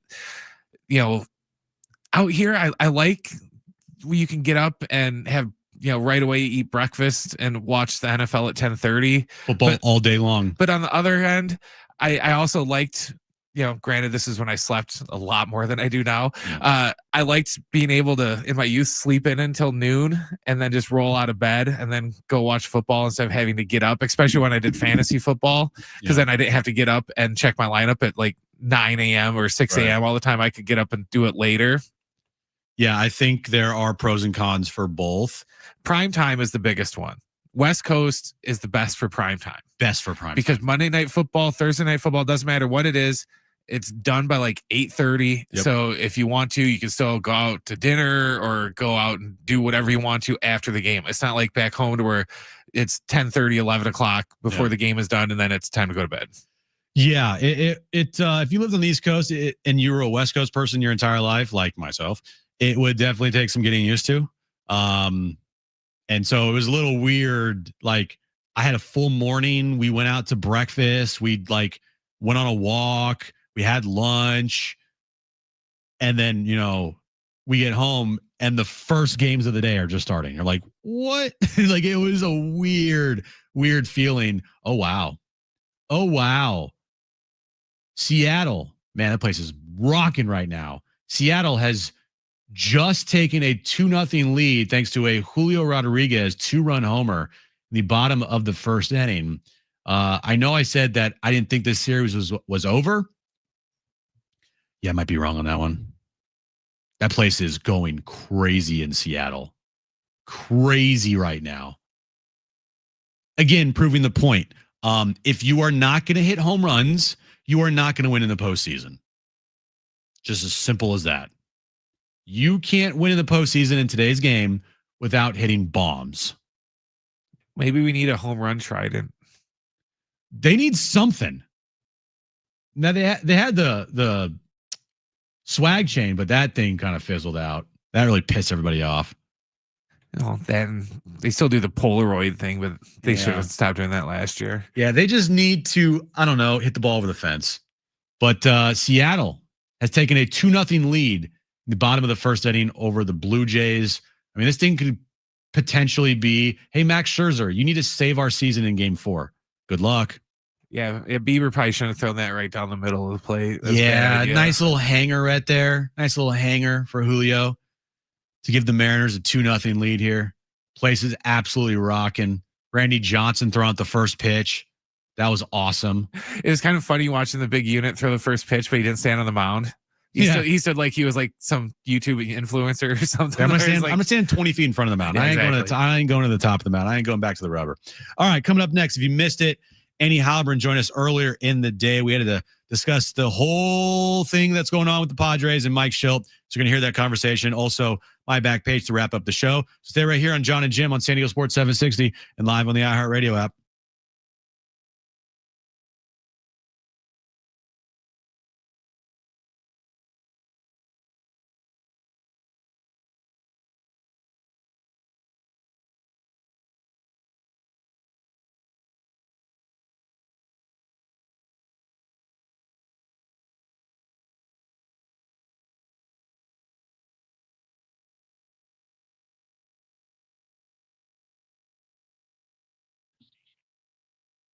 Hey guys, it's Jim from John and Jim here for the all-new Humboldt Casino Resort, the Players Place. The next level of luxury has arrived. You can treat yourself to a stunning new stay, rooftop relaxation, indulgent spa treatments, and all the thrills of Humboldt Casino Resort now all in one unforgettable destination. You can unwind in style, experience pure relaxation with indulgent treatments, serene spaces, and a retreat designed to refresh your body and mind, only at Humboldt Casino Resort. Learn more and book a treatment today at HumboldtCasino.com/spa. Also, you can savor San Diego's ultimate endless dining experience at Humboldt 23, from their world famous lobster brunch served every morning to the luxurious VIP endless dining experience each evening. Indulge in chef curated specialties, fresh seafood, prime cuts, and decadent desserts, all with stunning panoramic views. That's all at Humboldt Casino Resort, the Players Place.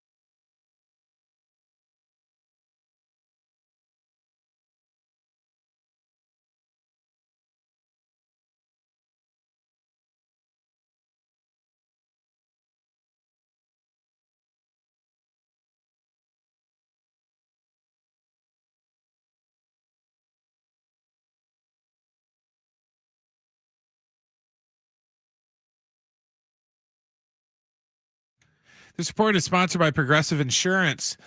Game 3 of the ALCS between the Blue Jays and the Mariners is underway. Right now, they are in, I think they're in the bottom of the top of the second. Top of the second. There we go. That's what I thought. The Seattle is up 2-0 off of a 2-run home run by Julio Rodriguez. Game 4 of the series is set for tomorrow night at 5:33. Game 3 of the NLCS between the Brewers and Dodgers is set for tomorrow afternoon at 3:08. The Brewers have yet to name a starter. It's going to be Tyler Glasnow going for LA. Make sure to catch SDFC Midweek live with Adrian and Darren tonight when they talk all things San Diego FC at 6 o'clock on your home of San Diego FC, San Diego Sports 760.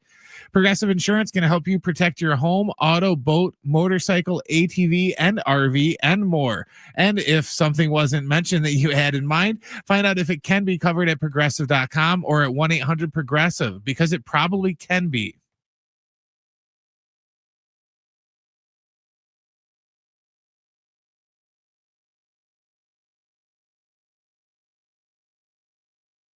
All right, if you missed it early in the show, Andy Halbron of the UT joined me to talk about the drama down at Petco Park, and it's never ending with the Padres. So we basically started there with, it's never ending drama with the Padres, right?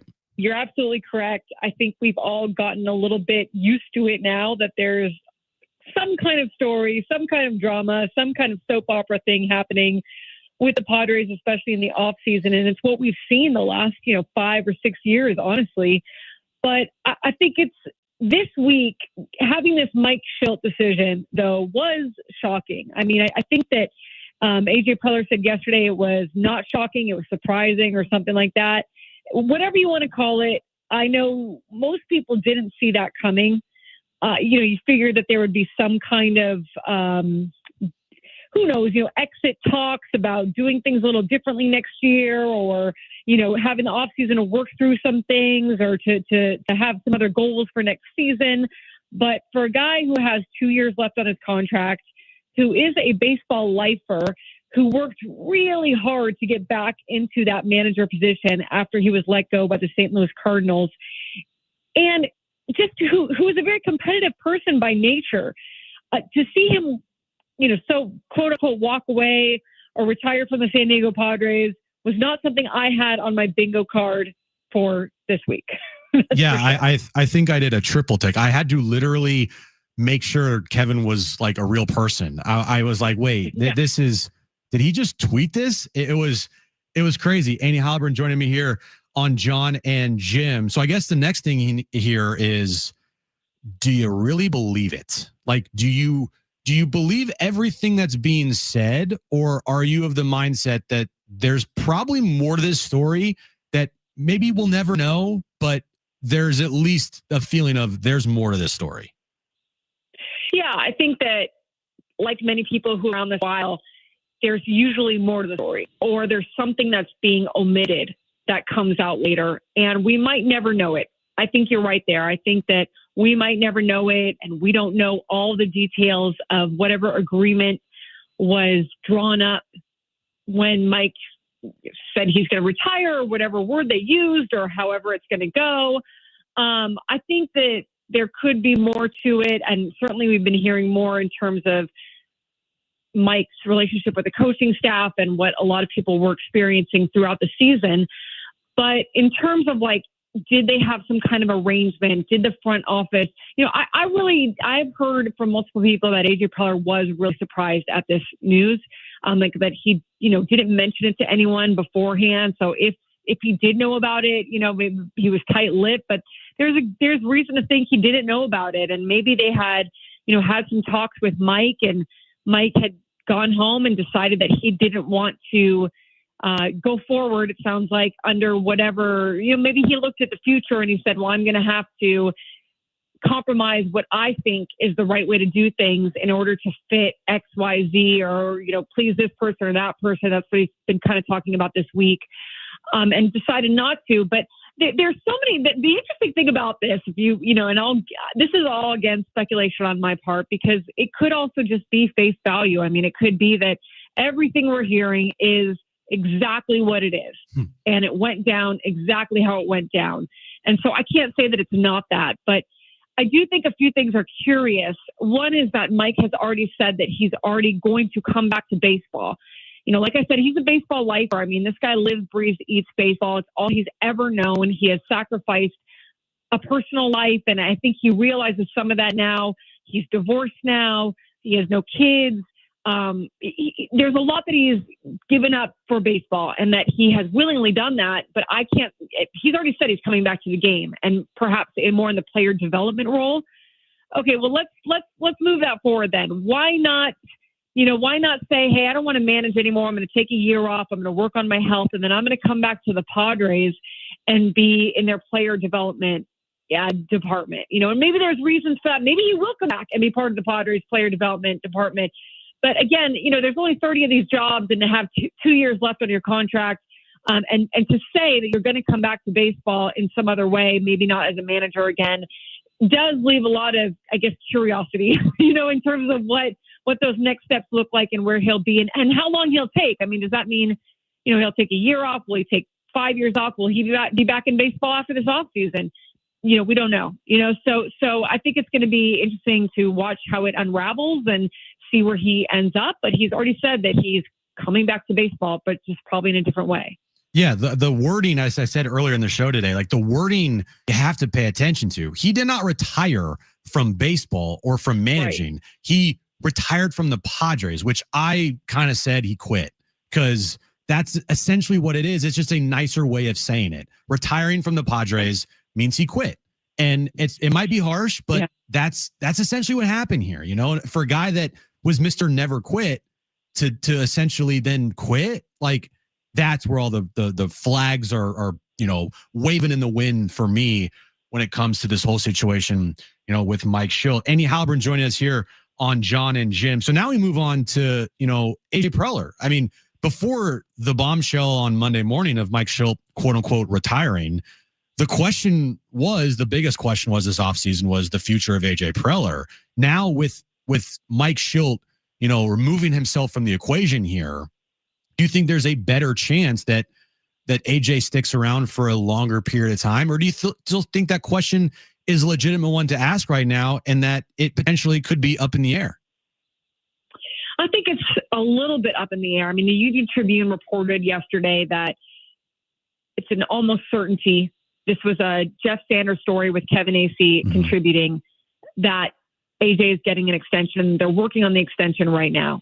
So for all we know, he is going to get an extension, and that is moving forward, or at least that's been what's been said in terms of what's been said to the reporters, or to the Union Tribune. What I think is an X factor here a little bit is, has anybody been talking to AJ? I mean, if other teams want to talk to Preller, my understanding is they've got to get permission from the Padres. And is there anything going on that we don't know about? Are there other teams that might be interested that maybe have asked for permission? Does AJ want to stay? Does he want an extension? I think that he really does love San Diego. I think that he's really enjoyed everything he's done here. And I do think he's an integral part of the equation. There's pros and cons to AJ Preller.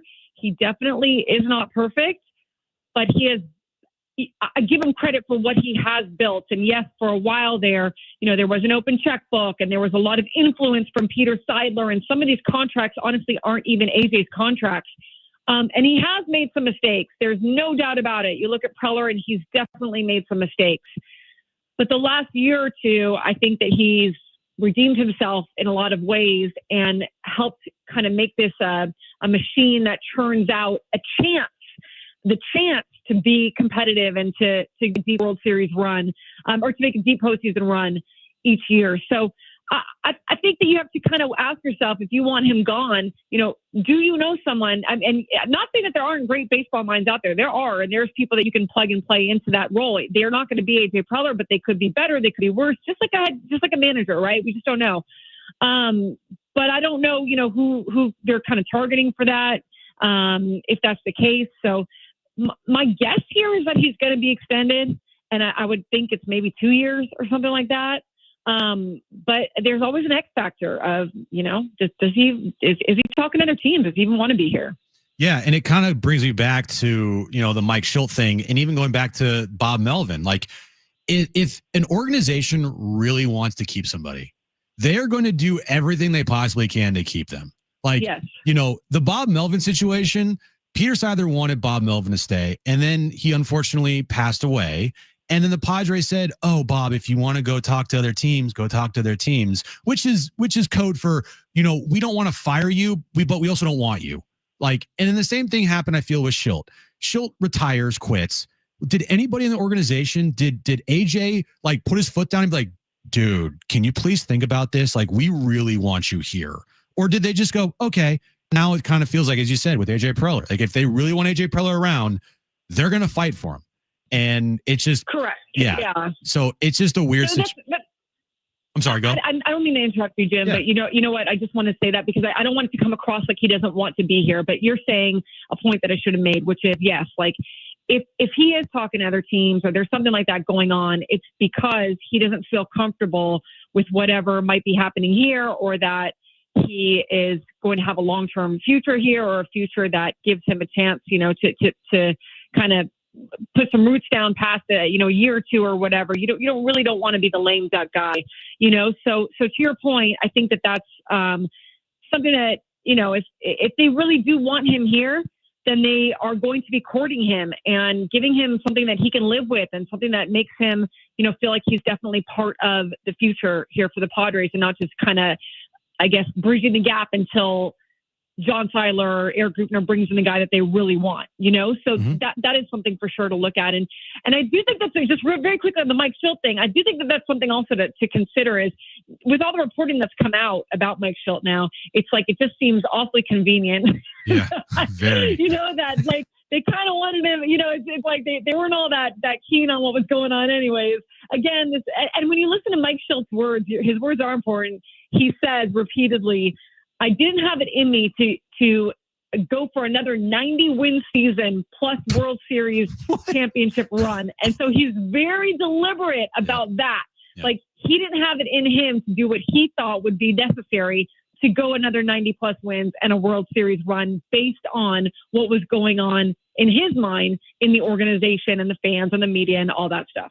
Yeah, exactly. It just, to me, it doesn't really pass the smell test, to be honest with you. It's just little odd and little weird how this whole thing kind of shaped up in the last 48 hours or so. So look, we have to move forward. Obviously, the franchise is going to hire another manager, whoever hires that person. So who do you think right now goes to the top of that list? We haven't heard many names. We've heard some names, but in your opinion right now, Annie, it's very early in the process. Throw out some names that you think could be potential candidates. Yeah, it's a good question. And I'm going to kind of answer and then give a few thoughts there. So internally, they're going to look. They're going to give these guys a chance. So Ruben Niebla, AJ Ellis, whoever internally they look at that they think could be a possibility here. Because ultimately, I think this is okay, if you're the Padres, and there's a few things that it depends on. Number one, you need to get a manager that is confident and that is authentic and that knows what he's doing, because this is a veteran clubhouse. And there's one thing I've learned in this manager carousel that's happened. It is that they sniff out the fake, or the guy that doesn't know what he's doing, or the person that doesn't have a plan, or maybe someone who's more performative, like, isn't super confident. So he's flipping over tables and he's yelling at people and just making everything very performative. Like, they sniff that out in a heartbeat. Like Mike so Shildt? if you get someone who's Sorry. I think Mike Shildt, they because he was such a player's manager. Yeah. Because that was the one place that he really was always positive and was always backing them and was always whatever. It was that clubhouse, right? But more someone I would say that is inexperienced, or maybe that is like running a million drills because they don't know any better, or who knows, things like that, where it's like players who are been around the block. Yeah, the eyewash. Thank you. That's a better way to put it. So that's number one. Number two, what is the Padres' budget? Are they going to be able to afford a top tier manager? Will they give that person a good contract? Because if not, then you're looking at someone who is either a little more inexperienced and wants a chance, or B, wants a second chance like a Mike Shildt and is desperate for that second chance. And I was listening to, was it Joe Madden? There was someone foul territory this morning who I thought made a really good point, where it was like, clubs more and more these days are looking for someone who has less experience because the front office wants to be able to exert more power and more influence over what's going on. So sometimes like experience can be a detractor, and that's not just in managing. Unfortunately, now that is throughout the organization. You can see that, and that's I'm just not just saying that that's the Padres. You can see that throughout baseball. So, and I don't know that it is the Padres. Maybe they will really value experience, but they will really value paying, more money for the more experienced coach that or manager that can take them or that has on his resume multiple postseason runs, maybe a world championship run, So I don't know. I have no idea what that front office is valuing or not valuing or what their budget allows. But in my mind, that's really what you want to go for here. You want to get someone who's got a resume, who's got if it's internal, I understand like Ruben Abel doesn't have that, but internal, what you do have is continuity, and you have someone who understands the clubhouse, and you have someone who's been around the game and the organization for a while. And I think there's a ton of value in that. So I guess that would be the exception to the rule. But if you're going outside the organization, I really believe you need someone who's got a resume and will the Padres, be able to go out and really pay for that guy or bring him in? I don't know. Well, we'll probably be talking about this in 2 years again anyway, so we'll probably just save this clip. Jim, that's a big question, though. I think if you are someone texted me this, can't say who, but last night was saying, well, what does it matter? If you're coming in, you might get blown out in a few years, so you're just either trying to get yourself another chance, or you're trying to, have your own resume and your own experience a little bit. I hope not. I hope not for the Padres' sake. I hope they're able to keep someone for a long time. But I think that could be a question in whatever candidate is available in their mind. Yeah, well, seventh time's a charm, Annie. So we'll see what happens here. It's never a dull moment in Padres land. So I'm sure we'll have some more things to talk about later this offseason, winter meetings, new manager, and we'll catch up with you down the road. All right, Annie? Absolutely. Thanks for having me. All right, that was Andy Halburn of the UT there. We have a tie ball game in Seattle as the Toronto Blue Jays just hit a 2-run homer. We're tied at 2 apiece in the top of the third inning, so we'll keep you updated on that. But coming up next, my back page right here on John and Jim on San Diego Sports 760 and live on the iHeartRadio app.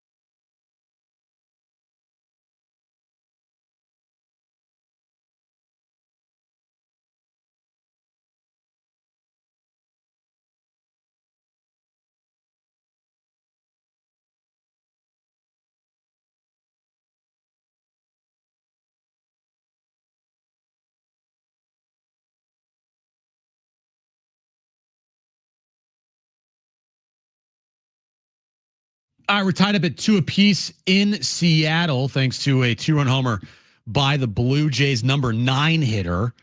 So we have a whole new ball game here in the top of the 3rd inning, as the Blue Jays actually are now threatening once again, looking to take the lead here, 2 on and 1 out. Runners at 2nd and 3rd there.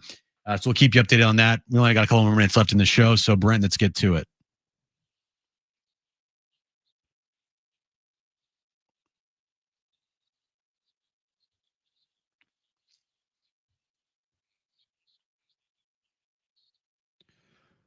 Okay, so Halloween is right around the corner, so there are always these Halloween food items for the holiday season, or at least for the Halloween season. Heinz Ketchup has launched a brand new limited edition mayonnaise just in time for Halloween. It's taking a playful twist on a flavor this year, following the success of its scarily good black garlic mayo. This special edition mayo combines Heinz classic creamy texture with the tangy, punchy taste of Monster Munch iconic pickled onion crisps. Oh, okay. It sounds disgusting because it's onions, but for a minute I was worried that you're gonna say that they made pumpkin spice mayonnaise. No, it's like, say it isn't so. No, that'd be too much. McDonald's, Brent, is introducing across the ocean. This is you have to go to Europe to do this. But okay, if you want to go to Europe to have your wedding, you can have McDonald's basically cater the entire thing. McDonald's is introducing a $235 wedding package with 100 boxes of chicken nuggets. So look, if you want to save money because you're having your wedding in Europe, for about $230, you could have McDonald's cater your wedding. I think the only way you could get away with having McDonald's cater your wedding and not have your wife kill you before you even get married is, well, fine. What if it's like a McDonald's in France? Okay, sure. By the way, McDonald's in Europe are actually like a delicacy. Like they're like legit. You can get beer and stuff in there. Yeah, they're Pulp Fiction. They're legit. And finally, I don't know if you had this on your back page, though, Brent, the other day. What would you guess the number one fastest drive-through in America is? Chick-fil-A. Wrong. Taco Bell was just ranked the number 1 for fastest drive-through in America. I have some questions about that one. Yeah, not the Aero Drive one. That thing takes forever. There could be 2 cars in the drive-through, and I'll have to sit there for 30 minutes. Yeah. So, yeah, they didn't go to the Aero Drive one. That is a lie. All right, thanks to Andy Halbrun. Thanks to Tom Penn for joining me today. Thanks to Brent. Thanks to all of you out there. We're back tomorrow starting at 2 p.m. But coming up next, SDFC Midweek Live with Darren and Adrian. So stay right here on San Diego Sports 760.